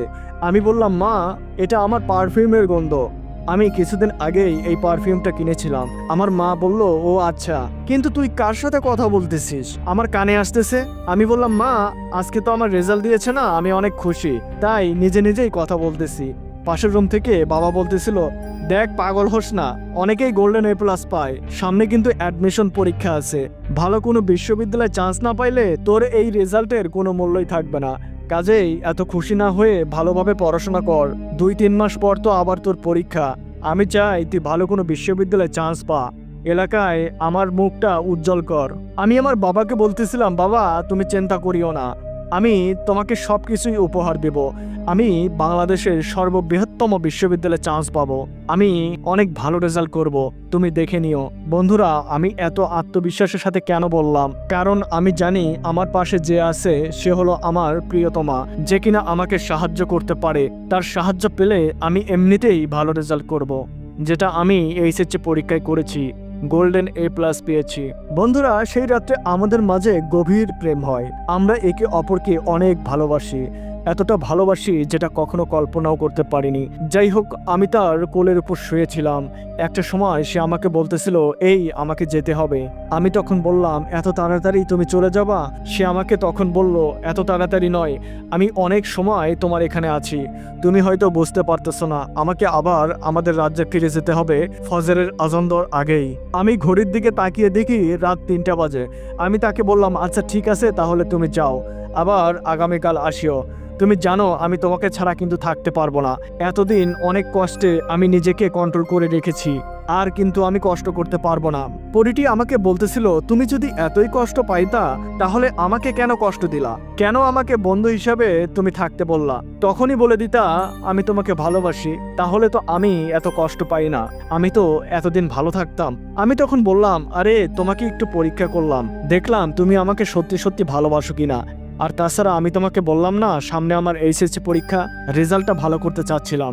কিন্তু আমি যদি আগে জানতাম তুমি আমাকে এতটা ভালোবাসো, তুমি আমার পরীক্ষায় এইভাবে আমাকে সাহায্য করবা, তাহলে তো প্রথম দিনই আমি তোমাকে জড়িয়ে ধরতাম, আমি তোমাকে অনেক ভালোবাসা দিতাম। এত সুন্দর চেহারার অধিকারী তুমি, আমি তোমাকে কিভাবে রিজেক্ট করতে পারি বলো? আমি তোমাকে প্রথম দেখাতেই অনেক ভালোবেসে ফেলেছি। তো যাই হোক বন্ধুরা, একটা সময় পরীটি আমার থেকে বিদায় নেয়। হাসি মুখে বিদায় নিয়ে ধোঁয়াকৃতির রূপ ধারণ করে জানালার ফাঁক দিয়ে বের হয়ে যায়। চোখের পলকে সে অদৃশ্য হয়ে যায়। আমিও জানালাটা বন্ধ করে শুয়ে পড়ি, মনের আনন্দে ঘুমিয়ে পড়ি। পরের দিন সকাল 10টার দিকে ঘুম থেকে উঠি। ঘুম থেকে ওঠার পর দেখি মা বাহিরে রান্না করতেছে। মা অনেকটা আমাকে বকাই দিল। মা বলল, কিরে এত দেরি করে উঠলি কেন? আমি মাকে বললাম, মা এখন তো আমার কোনো কলেজ নাই, একটু না হয় শান্তি করে ঘুমাইলাম। তো যাই হোক, মার সাথে কথা বলে আমি গোসল দেওয়ার জন্য চলে গেলাম। বন্ধুরা, দিনের বেলায় সেই পরীটি আমার কাছে আসে না, যদি না ইমার্জেন্সি কোনো দরকার হয়। কাজেই দিনের বেলায় আমি টোটালি ফ্রি। এখন তো আমার পড়াশোনাও নেই, সামনে অ্যাডমিশন পরীক্ষা, আমি আর কয়েকদিন পর থেকে পড়াশোনা শুরু করব। কিন্তু পড়েই বা কি করব? আমার তো প্রিয়তমা আছে, যে কিনা আমাকে সাহায্য করে। আমি যখন অ্যাডমিশন পরীক্ষা দিতে যাব, সে তো আমাকে সাহায্য করবে, তাহলে আমি কেন পড়াশোনা করব? এই চিন্তা আমার মাথার মধ্যে ঘুরপাক খাচ্ছে। মূলত এটা ভেবেই আমার অনেক ভালো লাগতেছে। এই পড়াশোনার প্যারা আমার আর ভালো লাগে না। আমার গ্রামের অনেক মানুষ আমাকে দেখতে আসতেছে, কেননা সেই সময় A+ পাওয়া সহজ কোনো কথা নয়। সেই সময় কোনো মতো পাশ করলেই মানুষ তার প্রশংসা করত, মানুষ অনেক আনন্দ করত, সারা গ্রাম মিষ্টি বিলাইতো। তাহলে নিশ্চয়ই বুঝতে পারছেন, পুরো গ্রামের মানুষ আমাকে দেখতে এসেছিল, আমার বাবাকে অনেক সম্মান করতেছিল। আমরাও সেই দিন অনেক মিষ্টি বিলিয়েছি যেদিন আমাদের রেজাল্ট দিয়েছিল। সবাইকে পেট ভরে মিষ্টি খাওয়াইছি। আমার গ্রামের কিছু লোকজন আমার কাছে আসতেছিল, তারা বলতেছিল, বাবা তুমি আমার ছেলে অথবা আমার মেয়েকে প্রাইভেট পড়াও, তুমি যদি একটু আমার সন্তানকে দেখতা তাহলে সে ভালো রেজাল্ট করতো। আমি তাদেরকে বলেছিলাম, আঙ্কেল আমার তো সামনে অ্যাডমিশন পরীক্ষা, এখন আমি নিজের পড়া নিয়েই ব্যস্ত, এখন আপনার ছেলে মেয়েকে আমি কিভাবে পড়াবো, আমাকে মাফ করবেন। তো সবার খুব আগ্রহ আমি যেন তাদের ছেলে মেয়েদেরকে প্রাইভেট পড়াই। আমি তখন বুঝতে পারলাম আমাদের সমাজ শুধুমাত্র সফলতার পিছনে ঘোরে। এই সফলতা কে কিভাবে অর্জন করলো সেটা কোনো ম্যাটার নয়, আসল ব্যাপার হলো আপনি সফল হয়েছেন কিনা। আপনি যদি সফল হইতে পারেন, দেখবেন আপনাকে সবাই সম্মান করবে। তো যাই হোক, এগুলো ভাবতে ভাবতে বিকালবেলা আমি খেলার মাঠে চলে গেলাম। আমি যখন খেলার মাঠে গেলাম, দেখলাম পরিবেশ অনেক চেঞ্জ। যারা খেলতেছিল সবাই দৌড়ি আমার কাছে চলে আসলো, আমাকে নিয়ে অনেক আনন্দ উল্লাস করলো। আমি ফুটবল খেলতে অনেক ভালোবাসি। তারপর সেখানে তাদের সাথে খেলাধুলা করলাম, তারা আমাকে অনেক সম্মান করতেছিল। আমার জিনিসটা খুবই ভালো লাগতেছিল, আমার কাছে মনে হচ্ছিল এজন্য একটা স্বপ্ন। এই জিনিসটা আমি সবসময় ভাবতাম, আমি ভাবতাম আমার গ্রামের সবাই আমাকে সম্মান করবে। এখন সেটাই আমার সাথে বাস্তবে ঘটে যাচ্ছে। আর এটার জন্য একমাত্র কারণ হলো আমার সুন্দরী প্রিয়তমা, মানে সেই পরীটি। সে যদি না থাকতো তাহলে আমার A+ তো দূরের কথা, আমি পাশও করতে পারতাম না। যাই হোক বন্ধুরা, সেদিন আমরা একদম মাগরিবের আজান পর্যন্ত খেলাধুলা করি, তারপর সবাই একসাথে মাগরিবের নামাজ আদায় করি। পাশেই ছিল একটা নদী, বন্ধুদের সাথে সেই নদীর পাড়ে বসে থেকে বেশ কিছু সময় আড্ডা দেই। আড্ডা দেওয়ার পর আস্তে আস্তে আমি বাড়ির উদ্দেশ্যে রওনা দেই। তখন রাত আনুমানিক 8টা। বন্ধুরা, আপনাদের একটা কথা বলতে আমি ভুলে গিয়েছি, ছোটবেলা থেকে আমি ভালো ছাত্রই ছিলাম। আমাদের গ্রামের আরো অনেক ছেলেপেলে ছিল, তারা আমার সাথে পড়াশোনায় পারতো না। এরকম 4জন ছাত্র আমি যে কলেজে ভর্তি হয়েছি সেই কলেজেই ভর্তি হয়েছে। তারা 4জনের একটা গ্রুপ। এই 4জনের নাম হলো আসাদ, শফিক, তামিম আর রিয়াদ। এই 4জন একসাথে ঘোরাফেরা করে। তারা মোটেও পড়াশোনা করে না, ক্লাসের সময় সবসময় পিছনের বেঞ্চে বসতো আর শিক্ষকদেরকে ডিস্টার্ব করতো। আমি খুবই অ্যাটেন্টিভ ছিলাম, আমি সামনের বেঞ্চে বসতাম, পড়াশোনা পারতাম, পরীক্ষাও ভালো রেজাল্ট করতাম, যার কারণে ওই 4জন আমাকে দেখতে পারতো না। আমি যখন ইন্টার ফার্স্ট ইয়ারে পড়াশোনা করি, এইটা নিয়ে তাদের সাথে আমার একটা বড় ধরনের ঝামেলা হয়। তারা আমাকে বলতেছিল, এই তুই এত পড়াশোনা করিস কেন, তুই সবগুলোই পারিস, যার কারণে টিচাররা আমাদেরকে বকাবকি করে, খবরদার তুই এত পড়াশোনা করবি না। এটা নিয়ে তাদের সাথে আমার ঝামেলা হয়, অনেক বড় ঝামেলা। তো বন্ধুরা, এখন যখন আমি গোল্ডেন A+ পেয়েছি, কিন্তু তারা 4 জন ফেল করেছে। আমি যেহেতু সবাইকে মিষ্টি বিলিয়েছি, কাজেই তাদের বাড়িতেও মিষ্টি দিয়ে এসেছিলাম। এই 4 জন মনের দুঃখে আমি যে রাস্তা দিয়ে যাচ্ছিলাম, সেই রাস্তার মাঝে একটা ব্রিজ পড়ে, অনেকটা জঙ্গলের পাশেই। সেই ব্রিজের উপর তারা 4 জন আড্ডা দিচ্ছিল আর বিড়ি সিগারেট খাচ্ছিল। তো আমি যখন তাদের পাশ দিয়ে যাচ্ছিলাম, তারা ব্রিজের উপর আমাকে ঠেকিয়ে দেয়। আমার তখন খুবই ভয় করতেছিল। অন্ধকার রাত, আশেপাশে কেউ নেই, পাশেই একটা জঙ্গল। তারা আমাকে বলতেছিল, তোর অনেক সাহস বেড়ে গেছে না, তুই গোল্ডেন A+ পেয়েছিস, ভালো কথা, তুই আমাদের বাড়িতে কেন মিষ্টি দিয়ে আসলি? আমি যে তাদের বাড়িতে মিষ্টি দিতে গিয়েছিলাম, এটাই ছিল আমার বড় অপরাধ। কিন্তু আমি তো বন্ধুরা এতটা হিসাব করে যাইনি। আমি মনের আনন্দে সবাইকে মিষ্টি খাওয়াইছি, আর এটাই আমার জন্য কাল হয়ে দাঁড়ায়। তারপর তারা 4 জন মিলে আমাকে মারধর করে, অনেকটাই মারধর করে। রিয়াদ নামের যে ছেলেটা ছিল, সে আমাকে অনেক বেশি পরিমাণ আঘাত করে। তারপর তারা আমাকে বলে, তুই যদি গ্রামের কাউকে বলিস বা কারোর কাছে বিচার দিস, তোর খবর আছে। আমি তাদেরকে বলছিলাম, তোরা যা করলি এই বিচার আল্লাহ করবে। তারপরেই আমি তাদের থেকে চলে আসি। পুরো রাস্তা আমি কান্না করতে করতে বাড়ির মধ্যে প্রবেশ করি। তারপর আমি রুমের মধ্যে যাই, রুমের মধ্যে যেয়ে বিছানার উপর শুয়ে পড়ি। তারা আমাকে অনেক পরিমাণ আঘাত করে। আঘাতের চিহ্ন আমার শরীরের বিভিন্ন স্থানে স্পষ্ট দেখা যাচ্ছিল। পাশের রুম থেকে মা বলতেছিল, কিরে ভাত খাবি না? আমি মাকে বলতেছিলাম, মা আমি খাবো না, আমার ক্ষুধা নেই। মূলত 2টি কারণে সেই দিন আমি বাবা মার সামনে যাই নাই। 1 নাম্বার হলো, তারা যে আমাকে আঘাত করছে সেটার চিহ্ন ভালোভাবেই বোঝা যাচ্ছিল। 2 নাম্বার হলো, আমার কিছুই খেতে ইচ্ছা করতেছিল না। আমার মনটা খুবই খারাপ ছিল। এত আনন্দের মধ্যে আমি ছিলাম, অথচ তারা আমার মনটা খারাপ করে দিল। তারপর আমি বিছানায় শুয়ে শুয়ে আমার পরিটির জন্য অপেক্ষা করতে লাগলাম। আমার মনটা ভীষণ খারাপ ছিল। আমি ভাবলাম তার সাথে যদি একটু গল্প করি তাহলে আমার মনটা ভালো হয়ে যাবে। আমার মনটা ভীষণ খারাপ, কিন্তু সে তো আসছে না। এভাবে রাত 10টা, তাও আসে না। রাত 12টা, তারপরেও আসে না। রাত 2টা, তারপরেও আসে না। আমি খুবই চিন্তিত হয়ে যাই, কেননা তার সাথে পরিচয় হওয়ার পর থেকে এমন একটা দিন নাই যে আমার কাছে আসে নাই। হঠাৎ করে এমন কি হলো, আজকে সে আমার কাছে আসলো না? গত রাত্রেই তাকে আমি বলেছিলাম, আমি তোমাকে অনেক ভালোবাসি। গত রাত্রে আমাদের এত মজার একটা রাত কেটেছে, তাহলে কেন সে আজকে আসছে না? বিভিন্ন রকমের কথাবার্তা আমার মনের মধ্যে উকিঝুঁকি মারতে লাগলো। আমি তখন ভাবতে লাগলাম, তার তো কোনো বিপদ হয়নি। যাই হোক, সেই রাত্রে আর সে আসে না। আমি তখন মনের কষ্ট নিয়ে ঘুমিয়ে যাই। পরের দিন সকালবেলা ঘুম থেকে উঠি। ঘুম থেকে ওঠার পর মা আমাকে বলতেছিল, কিরে রাত্রে খাইলি না, কি হয়েছে? আমি মাকে বলছিলাম, মা কিছু হয়নি। তারপর আবারও সেই খেলার মাঠে যাই। সেখানে যে দেখি কিছু ছেলেপেলে খেলাধুলা করতেছে। আমি সেটাই বসে বসে দেখতেছিলাম। তখন একজন এসে আমাকে বলতেছিল, তুই জানিস গতকাল রাত্রে একটা ঘটনা ঘটছে? আমি বললাম, কি হয়েছে? সে তখন আমাকে বলল সেই 4 জনের কথা। তারা নাকি ওই ব্রিজে বসেছিল।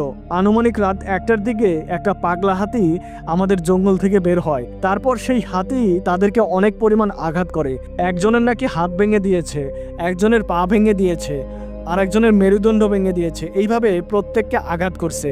তারা 4 জন নাকি এখন হসপিটালে ভর্তি আছে। এই কথাটা নাকি গ্রামে সবাই জানে। আমি যেহেতু অনেক দেরি করে ঘুম থেকে উঠছি, কাজেই আমি জানি না। এখানে আসার পরই শুনলাম। আমি তখন অবাক হয়ে যাই, মনে মনে অনেকটাই খুশি হই। আমি আল্লাহকে ধন্যবাদ জানাই। আমি বলেছিলাম তোদের বিচার আল্লাহ করবে, অবশেষে সেই বিচারটা আমি পাইলাম। আমি তখন বললাম, কি বলিস, এত বড় ঘটনা ঘটে গেল? সে আমাকে বলল, হ্যাঁ, আমাদের জঙ্গল থেকে এই পাগলা হাতি বের হয়েছে। আমি তখন বললাম, আমাদের জঙ্গলে তো একটা জঙ্গলি বিড়ালও নাই, এই জঙ্গল থেকে কিভাবে হাতি আসলো? তখন তারা বলতেছিল, হাতি কই থেকে আসলো জানি না, তবে একটা হাতি নাকি তাদেরকে আঘাত করছে। তারা 3 জন কোনো কথা বলতে পারতেছে না, তবে একজন বলছে একটা পাগলা হাতি তাদেরকে ধাওয়া করছিল। তো যাই হোক বন্ধুরা, আমার দেহে কিছুটা প্রাণ ফিরে আসে। আমার মনটা খুবই খারাপ ছিল গত রাত থেকে। আজকে এই খবরটা শোনার পর আমার মনটা ভালো হয়ে যায়। আমি আবারও আস্তে আস্তে বাড়ির উদ্দেশ্যে রওনা দিই। বাড়িতে যাওয়ার পর মা বলতেছিল, কিরে তোর শরীরে এগুলো কিসের দাগ? আমি বললাম, মা আর বলিও না, গত রাত্রে আসার সময় রাস্তাতে পড়ে গিয়েছিলাম। অন্ধকার রাত্রে তো, যার কারণেই বুঝতে পারি নাই। মা তখন বলল, তুই একটু দেখে শুনে চলবি না? রাত্রেবেলায় তোকে বাইরে থাকতে বলছে কে? আমি বললাম মা টেনশন নিও না, এমন কিছু হয় নাই। তখন মা আমাকে বলতেছিল তুই শুনেছিস আমাদের গ্রামে একটা ঘটনা ঘটেছে, তুই তো রাত্রেবেলা ইদানিং ঘোরাঘুরি করিস। মা তখন বলল ওই 4 জনের কথা, তাদেরকে যে পাগলা হাতি আক্রমণ করেছে তাদের অবস্থা খুবই খারাপ। মা আমাকে বলতেছিল ওরা ফেল করে এমনিতেই ওদের মন খারাপ, তার উপর এরকম একটা অঘটনা ঘটলো। আমি তখন মাকে বললাম মা তুমি কাদের জন্য টেনশন করো, যেমন কর্ম তেমন ফল। তুমি তো ওদের বিষয় জানো না এরা কি রকমের খারাপ, যদি জানতা তাহলে কখনোই এই কথা বলতা না। আমি তো অনেক খুশি, তুমি জানো না তারা কত খারাপ, আমি জানি ওরা আমার বন্ধু। মা তখন বলল না রে এভাবে বলিস না, কারুর দুঃসময়ে কখনোই আনন্দ পেতে নেই। আমি মাকে বললাম মা এত জ্ঞান দিও না, আমি খুব ভালোভাবেই জানি তোমাকে যদি সকল সত্যি কথা বলি তুমি নিজেই রাগ করবা। মা বলল তোর সত্যি কথা আমার শোনার দরকার নেই, তুই জানিস তাদের বাবা মার কি অবস্থা, সবাই অনেক কান্নাকাটি করতেছে। তুই তো ঘুমাচ্ছিলি, আমি সকালবেলা তাদের বাড়িতে গিয়েছিলাম, তাদের বাবা মা অনেক কান্নাকাটি করতেছে, আমার খুবই খারাপ লাগতেছিল। আর যদি তোর সাথে এরকম হয়ে যাইতো আমার কেমন অবস্থা হইতো তুই জানিস। আমি বললাম মা আমার সাথে এরকম হবে না, আমি তাদের মতো খারাপ না। তো যাই হোক বন্ধুরা, আমি রুমের মধ্যে প্রবেশ করি আর ভাবতে লাগি গতকাল রাত্রে আমার পরীটি আমার কাছে আসে নাই, এখন পর্যন্ত সে আসলো না, তার কি কোনো বিপদ হলো, কেন আমার কাছে আসলো না। তো বন্ধুরা সেদিন রাত্রেবেলা যথারীতি খাওয়া দাওয়া শেষ করে আমি আমার রুমে প্রবেশ করি। আমার মা বলতেছিল কিরে তোর কি কোনো পড়াশোনা নাই, পড়াশোনা শুরু কর, সামনে তোর অ্যাডমিশন পরীক্ষা। মাকে বললাম মা আর 2-1 দিন রেস্ট নেই, যখন পড়াশোনা শুরু করব তখন তো আর নিঃশ্বাস নেওয়ার সময় নাই, কাজেই আর 2-1 দিন রেস্ট নিতে দাও, তারপরে বই কিনে নিয়ে আসবো। তো যাই হোক বন্ধুরা, আনুমানিক রাত 9:30টার দিকে আমি অনুভব করতে পারি আমার রুমের মধ্যে এক ধরনের স্মেল। এই গন্ধটা অনেকটা সেই গোলাপের গন্ধের মতো। যখনই আমার নাকের মধ্যে প্রবেশ করলো আমি বুঝতে পারলাম সেই পরীটি আমার রুমের মধ্যে প্রবেশ করতেছে। আমি তখন অনেক অভিমান করলাম, আমি আর তার দিকে তাকাচ্ছি না, আমি চেয়ারের উপর বসেছিলাম, টেবিলের দিকে মাথা নিচু করেছিলাম। তারপরে আমি বুঝতে পারলাম সে আমার রুমের মধ্যে প্রবেশ করে মানুষ আকৃতির রূপ ধারণ করলো। আমাকে বলল এই আসো বিছানার উপর বসো। তখন আমি আর চেয়ার থেকে উঠতেছিলাম না, আমি তার দিকে তাকাচ্ছিলাম না। একটা সময় সে আমার সামনে আসে, আমার পিঠের উপর হাত দেয়। সে আমাকে বলল তুমি এমন করছো কেন, তোমার কিছু হয়েছে? আমি তখন বললাম না আমার কোনো কিছু হয় নাই। তুমি আমার পিঠে হাত রাখছো কেন, তোমার সাথে আমার কোনো কথা নেই, তুমি আজকে আসছো কেন, তুমি চলে যাও। সে আমাকে বলল তুমি কি আমার উপর রাগ করেছো? আমি বললাম না আমি কারোর উপর রাগ করি না, কারোর উপর রাগ করার অধিকার আমার নাই। পরীটি আমাকে বলল আমি বুঝতে পেরেছি তুমি আমার উপর রাগ করেছো, গতকাল আসি নাই এই জন্য। তারপর সে আমার বিছানার উপর বসে আমাকে বলতেছিল তোমাকে যারা আঘাত করবে আমি কি তাদেরকে ছেড়ে দিব? এটা নিয়েই আমি ব্যস্ত ছিলাম গত রাত্রে, যার কারণেই আমি তোমার কাছে আসি নাই, ভাবলাম আজকে আর না যাই। এই কথা শোনার পর সঙ্গে সঙ্গে আমি চেয়ার থেকে দাঁড়ালাম, আমি তার দিকে তাকালাম, তাকে বললাম এই কি বললা তুমি? সে আমাকে বলল গতকাল রাতে তোমার সাথে কি হয়েছিল আমাকে খুলে বলো। আমি তখন বললাম গতকাল রাত্রে আবার আমার সাথে কি হয়েছিল? পরীটি আমাকে বলল আমি কিন্তু সবই জানি, তুমি বলবা নাকি আমি বলবো? সে আমাকে বলল গতকাল রাত্রে সেই 4টা ছেলে তোমাকে অকারণে মেরেছে না? আমি বললাম তুমি কি করে জানলা? সে তখন বলল তুমি কোথায় কি করো না করো আমি সবই জানি, তোমাকে যারা আঘাত করবে আমি কি তাদেরকে ছেড়ে দিব? আমি তখন তার পাশে বসলাম, তার 2 হাত ধরলাম, ধরে বললাম তাহলে তুমি সেই পাগলা হাতির রূপে তাদেরকে আঘাত করেছো? সে আমাকে বলল হ্যাঁ, আমি বুঝতে পারতেছিলাম তারা তোমাকে আঘাত করতেছে, কাজেই সেই রাত্রে আমি সিদ্ধান্ত নেই তাদেরকে উচিত শিক্ষা দেব। আনুমানিক রাত 1টার দিকে তারা ওখানে বসেছিল, আমি একটা হাতির রূপ ধারণ করে তাদেরকে উচিত শিক্ষা দেই। আমার ইচ্ছা ছিল তাদেরকে একদম শেষ করে দেওয়ার, কিন্তু আমার মনের মধ্যে একটা দয়া হয়, ভাবলাম তোমার অনুমতি ব্যতীত এভাবে তাদেরকে শেষ করে দেব, কাজেই আমি তাদেরকে একদম শেষ করে দেইনি। তারা এখন হসপিটালে ভর্তি আছে। আমি বললাম এটা তুমি কি করেছো? তুমি আমার অনুমতি ব্যতীত কেন এই কাজ করতে গেলা? হাজার হোক তারা তো আমার বন্ধু, তুমি কেন তাদের এত বড় শাস্তি দিলা? আমি তখন পরীটির উপর অনেক রাগ করি।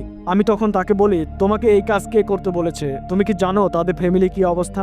তুমি তো শুধুমাত্র 4 জনকে আঘাত করেছো, কিন্তু তুমি কি জানো এই আঘাত 4টা পরিবারের উপর পড়ছে? তাদের বাবা মা ভালো নেই, তাদের ভাই বোন ভালো নেই, তাদের পরিবারের সকল সদস্যই তাদের জন্য টেনশনে আছে। তুমি কেন এত বড় কাজ করতে গেলা বলো তো? সে আমাকে বলল আমাকে মাফ করে দাও, আমি বুঝতে পারি নাই, আমার খুবই রাগ হচ্ছিল, রাগের মাথায় এই কাজটা করে ফেলছি। তবে তোমাকে একটা কথা বলি, তোমাকে যে দুঃখ দিবে সেই দুঃখ আমার হৃদয়ে লাগে, আর আমি যখন দুঃখ পাই তাকে আমি কখনো ক্ষমা করি না। তুমি যত যাই বলো তোমার কোনো ক্ষতি হইলে সেই ক্ষতি আমি মেনে নেব না, তোমাকে যে আঘাত করবে তাকে আমি আঘাত করবই, এটা আমার ওয়াদা। তুমি যতই আমাকে মানা করো আমি শুনবো না। আমি তখন তাকে জড়িয়ে ধরি, তাকে বলি আমাকে আঘাত করলে তুমি আঘাত পাও, তুমি আমাকে এত ভালোবাসো। সে আমাকে বলল, হ্যাঁ, তোমার আমার হৃদয় একটা, তোমার শরীরে কেউ আঘাত করলে আমার হৃদয়ে এসে আঘাত লাগে। বন্ধুরা, তারপর সেই পরীটি আমাকে বলল তোমার জামাটা খোলো। আমি বললাম আমি আমার জামা খুলবো কেন, তুমি কি করতে চাও? সে আমাকে বলল, আরে তুমি যেটা ভাবছো সেটা না, তুমি জামাটা খোলোই না। তারপর আমি আমার পরিহিত জামাটা খুলে দেই। তারপর সে আমার শরীরটা ভালোভাবে দেখতেছিল, তারা আমাকে কোথায় কোথায় আঘাত করছে, এখনো আঘাতের দাগ আছে। আমার শরীরটা কোনো কোনো জায়গায় কালো হয়ে আছে, কোনো কোনো জায়গায় লাল হয়ে আছে। তারপর আস্তে আস্তে সে আমার ওইখানে আদর করতে শুরু করলো। আমাকে বলল তোমার জন্য ওষুধ আমি নিয়ে এসেছি আমাদের রাজ্য থেকে, এটা মালিশ করলে 2-1 দিনের মধ্যে তুমি পুরোপুরি সেরে যাবা। তারপরে সে আমাকে বলে তুমি বিছানার উপর শও। তার কথা মতো আমি বিছানার উপর শুয়ে পড়ি। সে আমার আঘাতপ্রাপ্ত স্থানে ওই তেলটা ভালোভাবে মালিশ করে দিচ্ছিল। সে যখন মালিশ করে দিচ্ছিল আমার কাছে খুবই ভালো লাগতেছিল, মনে হচ্ছে নরম তুলতুলে কোনো কিছু দিয়ে আমার শরীরের উপর ব্রাশ করা হচ্ছে। আমার এতটাই ভালো লাগতেছিল, আমার ঘুম চলে আসতেছিল। একটা সময় আমি তার কোলের উপর মাথা রেখে শুয়ে পড়ি, আর সে আমার মাথা টিপে দিচ্ছিল, আমাকে অনেক আদর করতেছিল। কখন যে আমি ঘুমিয়ে পড়ি আমি জানি না। আমার ঘুম ভাঙে তার কথায়। সে আমাকে বলতেছিল, এই শুনছো, এই শুনছো, এখন ওঠো, আমি চলে যাব। আমি বলতেছিলাম, আরে মা, আমাকে ডাক দিও না তো, সকাল হয়েছে তো কি হয়েছে, আমি একটু ঘুমাই, এখন তো আমার কোনো কলেজ নাই। সে আমাকে বলল, আরে তুমি কারে কি বলতেছো? তখন চোখ খুলে দেখি আমার পরীটা। আমি তাকে বললাম, আরে তুমি, আমি কখন ঘুমিয়ে গিয়েছিলাম আমার তো মনেই নাই, আর তোমার কোলের উপর আছি, তুমি আমাকে বলবা না? সে আমাকে বলল, আমাকে এখন যেতে হবে। বন্ধুরা, তখন ফজরের আজানের ইলামটা দিচ্ছিল। সে আমাকে তখন বলল কিছুক্ষণ পর ফজরের আজান দিবে, তার আগে আমি পৃথিবী ছেড়ে চলে যাব। জানোই তো ফজরের আজান দেওয়ার পর আর মাগরিবের আজান দেওয়ার আগে আমাদের পৃথিবীতে থাকার নিয়ম নাই। আমি বললাম, ও আচ্ছা আচ্ছা, ঠিক আছে, তাহলে তুমি যাও, আমি শুয়ে পড়ি। তারপরে সে আমার কপালে চুমু দিল, আমাকে অনেকটাই আদর করলো, বলল তুমি সাবধানে থাকিও, আর কোনো সমস্যা হলে আমাকে স্মরণ করিও। আমি যেখানেই থাকি আর যে হালতে থাকি তোমার কাছে আমি ঠিকই চলে আসব। আমি বললাম, আচ্ছা ঠিক আছে, দিনের বেলায় তোমাকে তো আমি স্মরণ করলামই গতকাল, তুমি তো আসলা না। সে আমাকে বলল, আরে আমি তো জানি তোমার কোনো বিপদ হয়নি, কাজেই আমি চিন্তা করলাম রাত্রে তোমার সাথে যেয়ে দেখা করব। তোমার যদি কোনো বিপদ হয় তখন আমাকে বলবা, তখন আমাকে স্মরণ করবা, আমি বুঝতে পারবো, তখন তোমার সামনে আমি হাজির হব। তো বন্ধুরা, একটা সময় সেই পরীটি আমার জানালা দিয়ে বের হয়ে চলে যায়। আমিও তারপর ঘুম ঘুম চোখে জানালাটা বন্ধ করে দিয়ে আবারও ঘুমিয়ে যাই। তো যাই হোক, পরের দিন সকাল 10টার দিকে ঘুম থেকে উঠি। ঘুম থেকে ওঠার পর ফ্রেশ হই, খাওয়া দাওয়া করি, আব্বু আম্মুর সাথে অনেক গল্প করি। তারপর আবারও আমি আমার গ্রামের উদ্দেশ্যে বের হয়ে যাই। আসলে বন্ধুরা, আমি যেহেতু এখন অনেক ফ্রি, তাই বন্ধুদের সাথে অনেক আড্ডা দিচ্ছি। আমি যেখানে যাই না কেন, যার সাথে দেখা হয় না কেন, সবাই আমাকে অনেক সম্মান দিচ্ছে। আমার জিনিসটা খুবই ভালো লাগতেছিল। তো যাই হোক বন্ধুরা, সেই দিন বন্ধুদের সাথে আড্ডা দিয়ে কেটে যায়। যথারীতি আবারও রাত্রিবেলা খাওয়া দাওয়া করে আমি বিছানায় চলে যাই, আর অপেক্ষা করতে থাকি কখন আমার প্রিয়তমা আসবে। আমার রুমের মধ্যে যখন এক ধরনের স্মেল, গোলাপ ফুলের গন্ধ আমার নাকে আসে, আমি তখন বুঝতে পারি আমার প্রিয়তমা আমার রুমের মধ্যে প্রবেশ করতেছে। তার কিছুক্ষণ পরে সে মানুষ আকৃতির রূপ ধারণ করে আমার বিছানার সামনে এসে বসার পরেই আমাকে সরাসরি বলতেছিল, তোমাকে আজকে আমি একটা জায়গায় নিয়ে যাব, তুমি কি আমার সাথে যাবা? আমি বললাম, কি, তুমি আমাকে নিয়ে যাবা? কিভাবে যাব? সে বলল, আমি যেভাবে নিয়ে যাই তুমি সেইভাবে যাবা, তবে যাবা কিনা সেটা বলো। আমি বললাম, ঠিক আছে, যাওয়া যায়, তুমি আমাকে নিয়ে যাবা, আমি কিভাবে না বলি, আমি যাব, সমস্যা নাই। তো আমি তাকে বললাম, কোথায় নিয়ে যাবা সেটা তো বলো। সে আমাকে বলল, আমি তোমাকে এমন একটা জায়গায় নিয়ে যাব যেটা কিনা আমাদের রাজ্য নয়, আবার এটা পৃথিবীও নয়। এটা এমন একটা জায়গা যেখানে আসলে কোনো মানব জাতি থাকে না, যেখানে কোনো জিন জাতিও থাকে না। আমি মাঝে মাঝেই সেখানে যাই, অনেক সুন্দর জায়গা, অনেক সুন্দর পরিবেশ।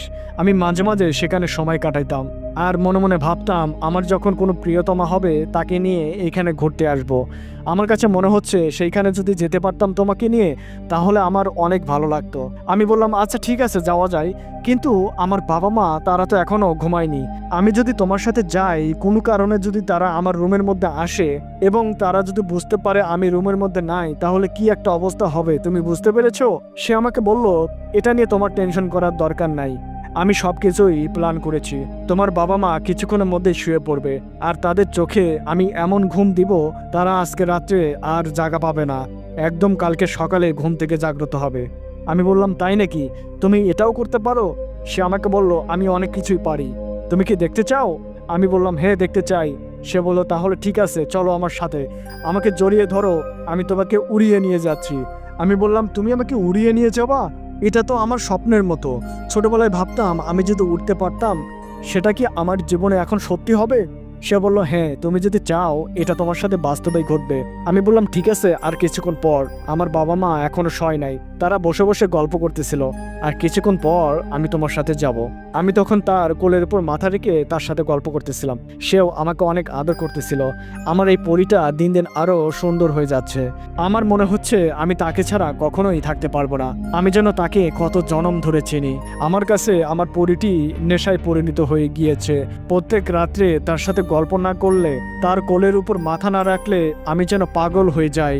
আমার কিছুতেই ঘুম আসতে চায় না। আমার বাবা মা যদি এই বিষয়টা জানে তারা কিভাবে নেবে? আমার সমাজের লোকজন যদি এই বিষয়টা বুঝতে পারে তারাই বা আমাকে কি বলবে? সবার চোখে আমি একটা ভদ্র ছেলে, তারা যদি জানতে পারে তাহলে আমার মান সম্মান কই যাবে? আমি একটা পরীর সাথে এগুলো করি প্রত্যেক রাত্রে, কিন্তু এই পরীটি ছাড়া আমার কোনো গতি নাই। আমার আর পড়াশোনা মাথার মধ্যে ঢোকে না।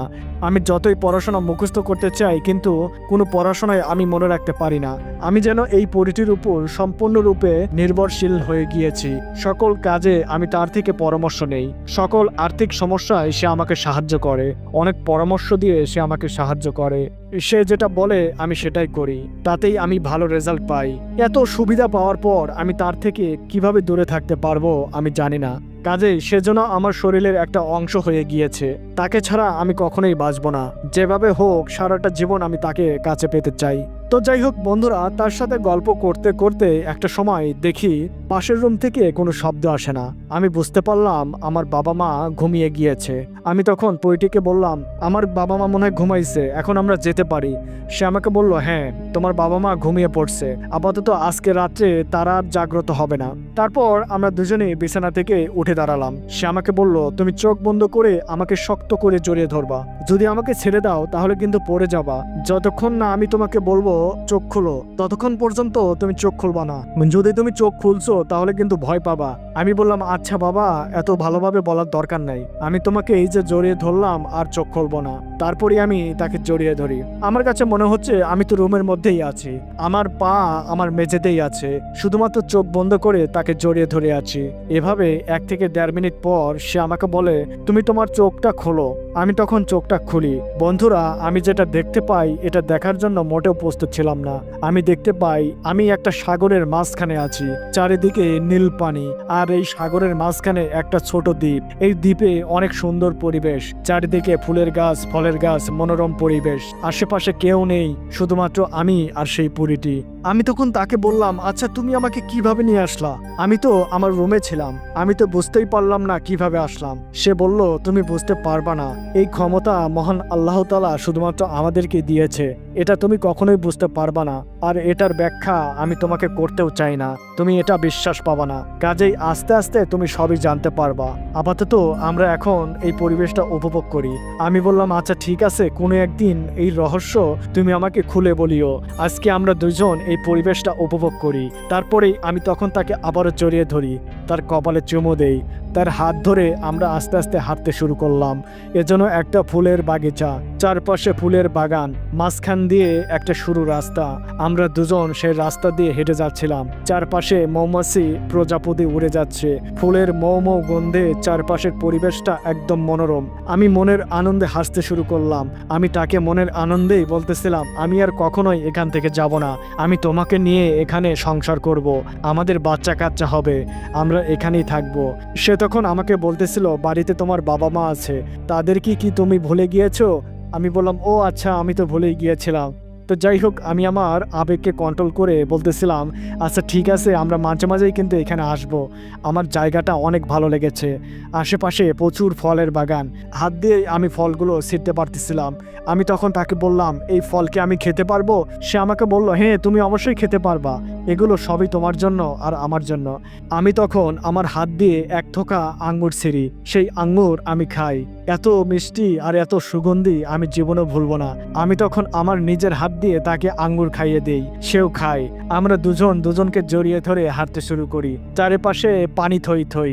হাঁটতে হাঁটতে আমি দেখতে পেলাম এক জায়গায় ফুলের বাগিচা, যেন পৃথিবীর সকল ফুল দিয়ে সেখানে বাগিচা তৈরি করা হয়েছে।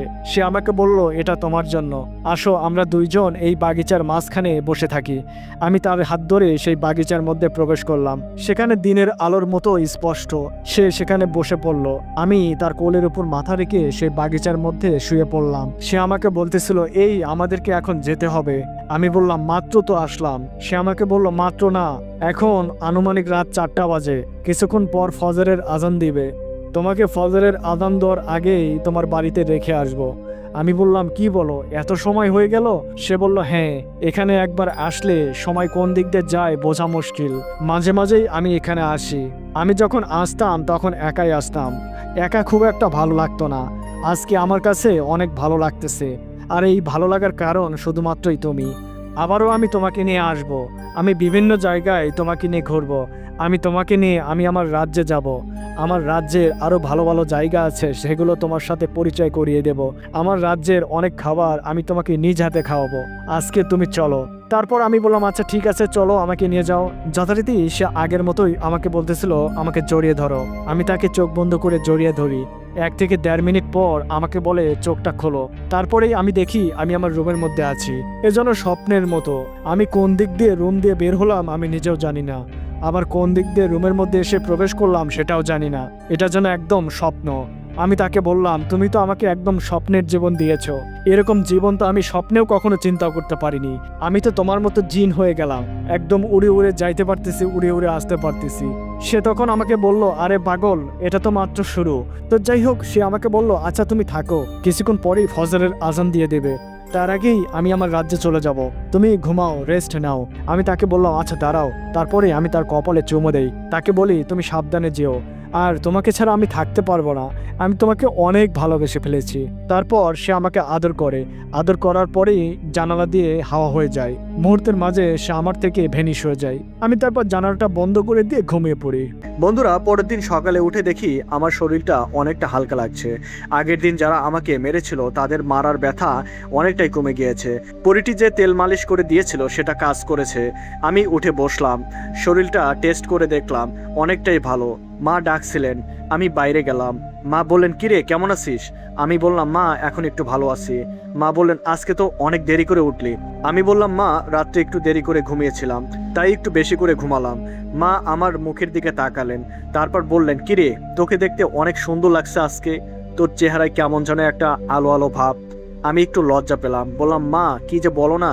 মা হাসলেন, বললেন, না সত্যিই তোকে আজকে অনেক সুন্দর এবং ফুরফুরে লাগতেছে। বন্ধুরা, আমি জানি কেন আমাকে ফুরফুরে দেখাচ্ছে, কারণ রাত্রে আমার প্রিয়তমা এসেছিল।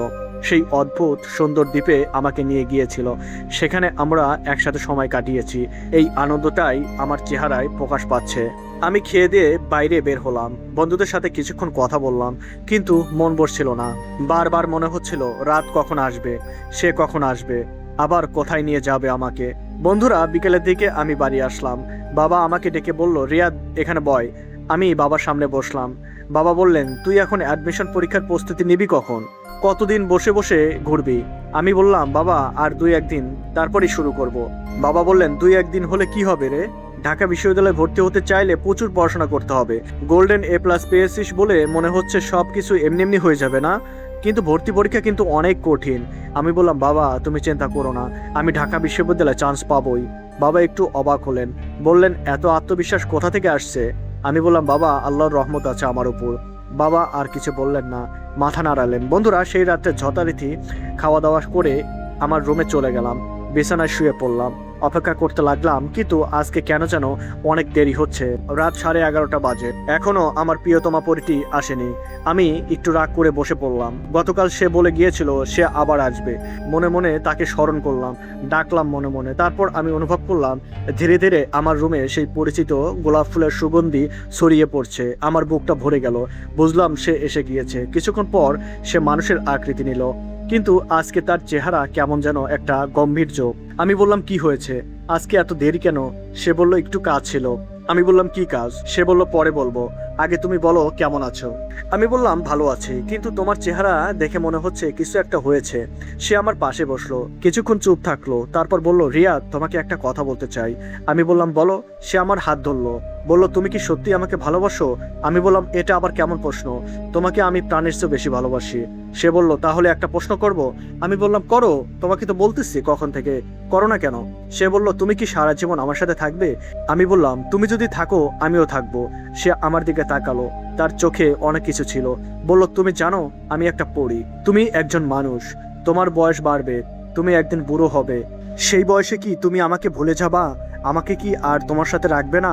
আমি বললাম পাগলি, তুমি কি বলছো এসব? তুমি তো আমার মনের মানুষ, তোমাকে দেখলে সারা জীবন ভালো লাগবে। সে বলল কিন্তু মানুষ একদিন মারা যায়, তুমিও মারা যাবে, তখন আমি কি করব? আমি বললাম তখন আল্লাহর উপর ছেড়ে দাও, তিনি সব ব্যবস্থা করবেন। সে একটু চুপ থাকলো, তারপর বলল তোমাকে একটা কথা বলবো, এই কথাটা আমি আগে কখনোই কাউকে বলিনি। আমি বললাম বলো। সে বলল আমাদের পরিজাতির মধ্যে একটা নিয়ম আছে, যদি কোনো পরী কোনো মানুষকে সত্যিকারের ভালোবাসে এবং সেই মানুষটাও তাকে ভালোবাসে, তাহলে সেই পরীর একটা বিশেষ ক্ষমতা আছে, সে চাইলে সেই মানুষটাকে অনেক দীর্ঘ জীবন দিতে পারে। সে বলল মানে তোমার জীবন সাধারণ মানুষের চেয়ে অনেক বেশি হতে পারে যদি আমি চাই। আমি বললাম কিন্তু এটা কিভাবে সম্ভব?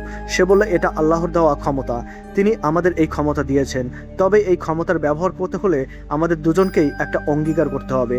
আমি বললাম কি অঙ্গীকার? সে বলল আমরা দুজন কখনো একে অপরকে ছেড়ে যাব না, কখনো একে অপরের সাথে বেইমানি করব না, এই অঙ্গীকার করলে তবেই এই ক্ষমতা কাজ করবে। আমি তার হাত শক্ত করে ধরলাম, বললাম আমি রাজি। সে আমার দিকে তাকালো, বলল সত্যি? আমি বললাম 100 ভাগ সত্যি। সে তখন আমার কপালে হাত রাখলো, কিছু একটা পড়লো তাদের ভাষায়, আমি বুঝলাম না, কিন্তু মনে হলো কিছু একটা অনুভূতি আমার শরীরে ছড়িয়ে পড়ছে। মনে হলো আমার বুকের ভিতর থেকে একটা আলো বের হচ্ছে। কিছুক্ষণ পর সে হাত সরিয়ে নিল, বলল হয়ে গেছে। আমি বললাম কি হয়ে গেছে? সে বলল আমার অঙ্গীকার সম্পূর্ণ হয়েছে, এখন থেকে তুমি আর সাধারণ মানুষ না, তোমার শরীরে আমার ভালোবাসার ছোঁয়া লেগে গেছে। আমি বললাম মানে কি, এখন থেকে আমি উঠতে পারবো? সে হেসে ফেললো, বলল না এমন না, কিন্তু তোমার শরীর এখন থেকে অনেক বেশি শক্তিশালী হবে, রোগ তোমাকে সহজে কাবু করতে পারবে না, আর তোমার জীবনে কোনো বিপদ আসলে আমি সেখানে থাকবো। আমি বললাম তুমি সারা জীবন আমার পাশে থাকবে? সে বলল হ্যাঁ সারা জীবন। বন্ধুরা সেই রাতে আমরা অনেক গল্প করলাম। সে আমাকে বলল তার রাজ্যের কথা, তাদের জগতের কথা। একসময় সে বলল তোমাকে একটা গুরুত্বপূর্ণ কথা বলবো। আমি বললাম বলো। সে বলল তোমার অ্যাডমিশন পরীক্ষার কথা মনে আছে? আমি বললাম হ্যাঁ। সে বলল তুমি কি পড়াশোনা করবে না? আমি একটু লজ্জা পেলাম, বললাম আরে তুমি তো আছো, তুমি আমাকে সাহায্য করবে। সে আমার দিকে গম্ভীর হয়ে তাকালো, বলল রিয়াদ আমি তোমাকে একটা কথা বলতে চাই। আমি বললাম আবার কি কথা বলো? সে বলল এইচএসসি পরীক্ষায় আমি তোমাকে সাহায্য করেছিলাম, কিন্তু সেটা ঠিক হয়নি। আমি চমকে গেলাম, বললাম কেন? সে বলল কারণ তুমি যখন নিজে পরিশ্রম করে কিছু অর্জন করবে সেটার আনন্দ আলাদা, আমি তোমাকে সাহায্য করে তোমার কাছ থেকে সেই আনন্দটা কেড়ে নিতে চাই না। আমি বললাম কিন্তু আমি তো গোল্ডেন এ প্লাস পেয়েছি। সে বলল হ্যাঁ পেয়েছো, কিন্তু সেই অর্জন কি সত্যিকারই তোমার? তুমি কি বুকে হাত দিয়ে বলতে পারবে? আমি কোনো কথা বলতে পারলাম না। সে ঠিকই বলেছে। সে বলল অ্যাডমিশন পরীক্ষায় আমি তোমাকে সাহায্য করব না, তোমাকে নিজেই পড়তে হবে, নিজেকেই পরীক্ষা দিতে হবে, আর আমি জানি তুমি সেটা পারবে। আমি বললাম কিন্তু যদি না পারি? সে তখন বলল তুমি পারবে, তুমি মেধাবী ছাত্র, তোমার ভিতর আল্লাহ তাআলা সেই ক্ষমতা দিয়েছে, শুধু একটু কষ্ট করো, একটু পরিশ্রম করো, শুধু সেই ক্ষমতাটা ব্যবহার করো। আমি বললাম কিন্তু তুমি যদি আমাকে সাহায্য না করো তাহলে তো আমার অনেক খারাপ অবস্থাও হতে পারে। সে আমার হাত ধরলো, বলল তুমি ভয় পেও না, আমি তোমার পাশে থাকবো, তোমাকে সাহস দেব, কিন্তু পরীক্ষার হলে তোমাকে নিজেকেই লিখতে হবে, এটাই আমার শর্ত। আমি একটু ভাবলাম, তারপর বললাম ঠিক আছে আমি রাজি। সে হাসলো, বলল ভালো, আর একটা কথা। আমি বললাম কি? সে বলল আগামীকাল থেকে পড়াশোনা শুরু করবে, কোনো অজুহাত নেই। আমি হাসলাম, বললাম ঠিক আছে মহারানী, কাল থেকে পড়াশোনা শুরু করব। বন্ধুরা সেই রাত্রে অনেক কথা হলো। একটা সময় সে আমাকে বলল তোমাকে আজকে একটা জায়গায় নিয়ে যাব। আমি বললাম আবার কোথায় নিয়ে যাবে? সে বলল আমাদের রাজ্যে, তুমি কি ভয় পাবে? আমি বললাম তুমি সাথে থাকলে আমি কিছুই ভয় পাই না। সে বলল তাহলে চলো। যথারীতি আমাকে জড়িয়ে ধরে বলল চোখ বন্ধ করতে। আমি চোখ বন্ধ করলাম, আমি তাকে জড়িয়ে ধরলাম, চোখ বন্ধ করেই ছিলাম। কিছুক্ষণ পর সে বলল চোখ খুলো। বন্ধুরা আমি যখন চোখ খুললাম তখন যা দেখলাম তা দেখে আমার বুক ভরে গেল। আমি আছি একটা বিশাল বাগানের মধ্যে, কিন্তু সেই বাগান পৃথিবীর কোনো বাগানের মতো না। এখানে ফুলগুলো পৃথিবীর ফুলের মতো হলেও অনেক বেশি উজ্জ্বল। একটা গোলাপ আছে যেটা রং এত গাঢ় লাল যে পৃথিবীতে এরকম রং আমি কখনো দেখিনি। আর সবচেয়ে আশ্চর্যের বিষয় হলো বাগানের ভিতরে আলো, কিন্তু কোনো সূর্য নেই, কোনো আলোর উৎস নেই, তবু চারদিকে আলোয় ভরা। আমি তাকে বললাম, এটা কি স্বপ্ন? সে হাসলো, বলল, না, এটা বাস্তব। আমি বললাম, এত সুন্দর জায়গা আছে? সে বলল, আছে, এটা আমাদের রাজ্যের একটা অংশ। এখানে সাধারণত দুষ্ট জিনরা আসে না, এটা শান্তিপূর্ণ জায়গা। আমি চারদিকে তাকালাম, দূরে দেখতে পেলাম কিছু আলোর মতো। আমি বললাম, এগুলো কি? সে বলল, ওরা আমাদের জাতির, তারা তোমাকে দেখতে পাচ্ছে। আমি একটু ভয় পেলাম, বললাম, তারা কি আমার ক্ষতি করবে? সে বলল, না, তুমি আমার সাথে আছো, কেউ তোমার কোনো ক্ষতি করতে পারবে না। এখানে সবাই ভালো, দুষ্টরা এখানে প্রবেশ করতে পারে না। আমরা হাঁটতে লাগলাম, সেই আলোগুলো একটু একটু করে আমাদের কাছে আসছিল। আমি একটু নার্ভাস ছিলাম। হঠাৎ একটা আলো একটু কাছে এলো, তারপর সেই আলো থেকে একটা বৃদ্ধ মহিলার আকৃতি তৈরি হলো। সে হাসলেন, আমার পরীটির দিকে তাকিয়ে কিছু একটা বললেন তাদের ভাষায়। পরীটি হাসলো, তারপর বৃদ্ধর দিকে তাকিয়ে কিছু বলল।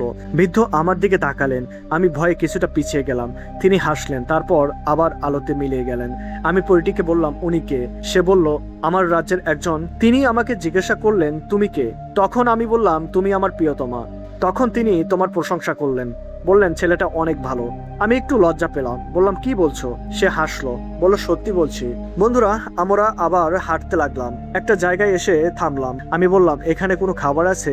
সে হেসে বলল, অবশ্যই আছে। সে উঠে গেল, কিছুক্ষণ পর ফিরে এলো হাতে কিছু ফল নিয়ে। আমি দেখলাম ফলগুলো পৃথিবীর ফলের মতো দেখতে, কিন্তু একটু আলাদা। আমি একটা মুখে দিলাম। বন্ধুরা, সেই স্বাদ বলে আমি কিছুতেই বোঝাতে পারবো না। মনে হলো জীবনের সেরা ফল খাচ্ছি। এতটা মিষ্টি যেটা ভাষায় প্রকাশ করা যায় না, পৃথিবীর কোনো মিষ্টির সাথে তুলনা করা যায় না। আমি আর একটা খেলাম, আবারও সেই অসাধারণ স্বাদ। আমরা সেখানে অনেকক্ষণ বসে রইলাম। সে আমাকে তাদের রাজ্যের অনেক গল্প বলল, আমি শুনলাম। সে বলল, তুমি জানো, মানুষ যখন ভালো কাজ করে তখন ভালো পরীরা খুশি হয়, আর মানুষ যখন খারাপ কাজ করে তখন খারাপ শক্তিরা শক্তিশালী হয়, তারা আরো খুশি হয়। আমি বললাম, তাহলে মানুষ ভালো কাজ করলে তোমরাও ভালো থাকো? সে বলল, হ্যাঁ, মানুষ আর আমরা আসলে আলাদা না, আমরা একই সত্তার অংশ, শুধু জগৎটা আলাদা। আমি বললাম, অনেক সুন্দর কথা বললে। সে কিছুটা হাসলো। বন্ধুরা, একটা সময় সে বলল, তোমাকে এখন ফিরিয়ে দিতে হবে, ফজরের আজানের আগে তোমাকে ঘরে পৌঁছে দিতে হবে। তারপর আমি উঠলাম, আর একবার চারদিকে তাকালাম। এই অপূর্ব সুন্দর জায়গা, এই আলো, এই ফুল, এই শান্তি, মনে হলো এখানে থেকে যাই। সে আমার হাত ধরলো, বলল, চলো। আমি তাকে জড়িয়ে ধরলাম এবং চোখ বন্ধ করলাম। কিছুক্ষণ পর আমার রুমে। আমি চোখ খুললাম, বললাম, এত দ্রুত চলে আসলাম? সে তখন আমাকে বলল, আমাদের রাজ্য তোমার কেমন লাগলো? আমি বললাম, অসম্ভব রকমের সুন্দর। কিন্তু তোমার রাজ্যে মানুষ গেলে কোনো সমস্যা নেই তো? সে বলল, সমস্যা হয়, কিন্তু তুমি আমার সাথে ছিলে তাই হয়নি, সবসময় এটা সম্ভব না। আমি বললাম, মানে? আর যেতে পারবো না? সে বলল, মাঝে মাঝে নিয়ে যাব, পরিবেশ পরিস্থিতি বিবেচনা করে, কিন্তু বেশি বেশি যাওয়া যাবে না, কারণ তুমি মানুষ, তোমার শরীর এই জায়গার প্রভাব বেশিক্ষণ সহ্য করতে পারবে না। আমি বললাম, ঠিক আছে। সে আমার মাথায় হাত রাখলো, বলল, এখন ঘুমাও, কাল থেকে পড়াশোনা শুরু করতে হবে। আমি তখন একটু হাসলাম। সে বলল, কথা দিয়েছো কিন্তু? সে আমার কপালে চুমু দিল, আমার গালে হাত রাখলো, তারপর সে জানালার কাছে গেল, আলোতে মিলিয়ে গেল। আমি জানালা বন্ধ করলাম, বিছানায় শুলাম। মনে মনে ভাবলাম, কি অদ্ভুত আমার জীবন, একজন পরী আমারে ভালোবাসে। এটা কি কেউ বিশ্বাস করবে? বন্ধুরা, পরের দিন সকাল থেকে সত্যি পড়াশোনা শুরু করলাম। মা অনেক খুশি হলেন, বাবা দেখে মাথা নাড়ালেন, বললেন, এই তো ভালো ছেলে। আমি প্রতিদিন সকাল থেকে রাত পর্যন্ত পড়লাম। রাতে সে আসতো, আমাকে সাহস দিত, কিন্তু পড়া বলে দিত না, শুধু বলতো, তুমি পারবে। আমাকে মোটিভেশন করতো, তুমি করতে পারবে, এই সকল কথাগুলো সে আমাকে বলতো। তার এই কথাগুলো আমাকে আরো বেশি মনোযোগী করে তুলতো, আমাকে আরো বেশি সাহস দিত।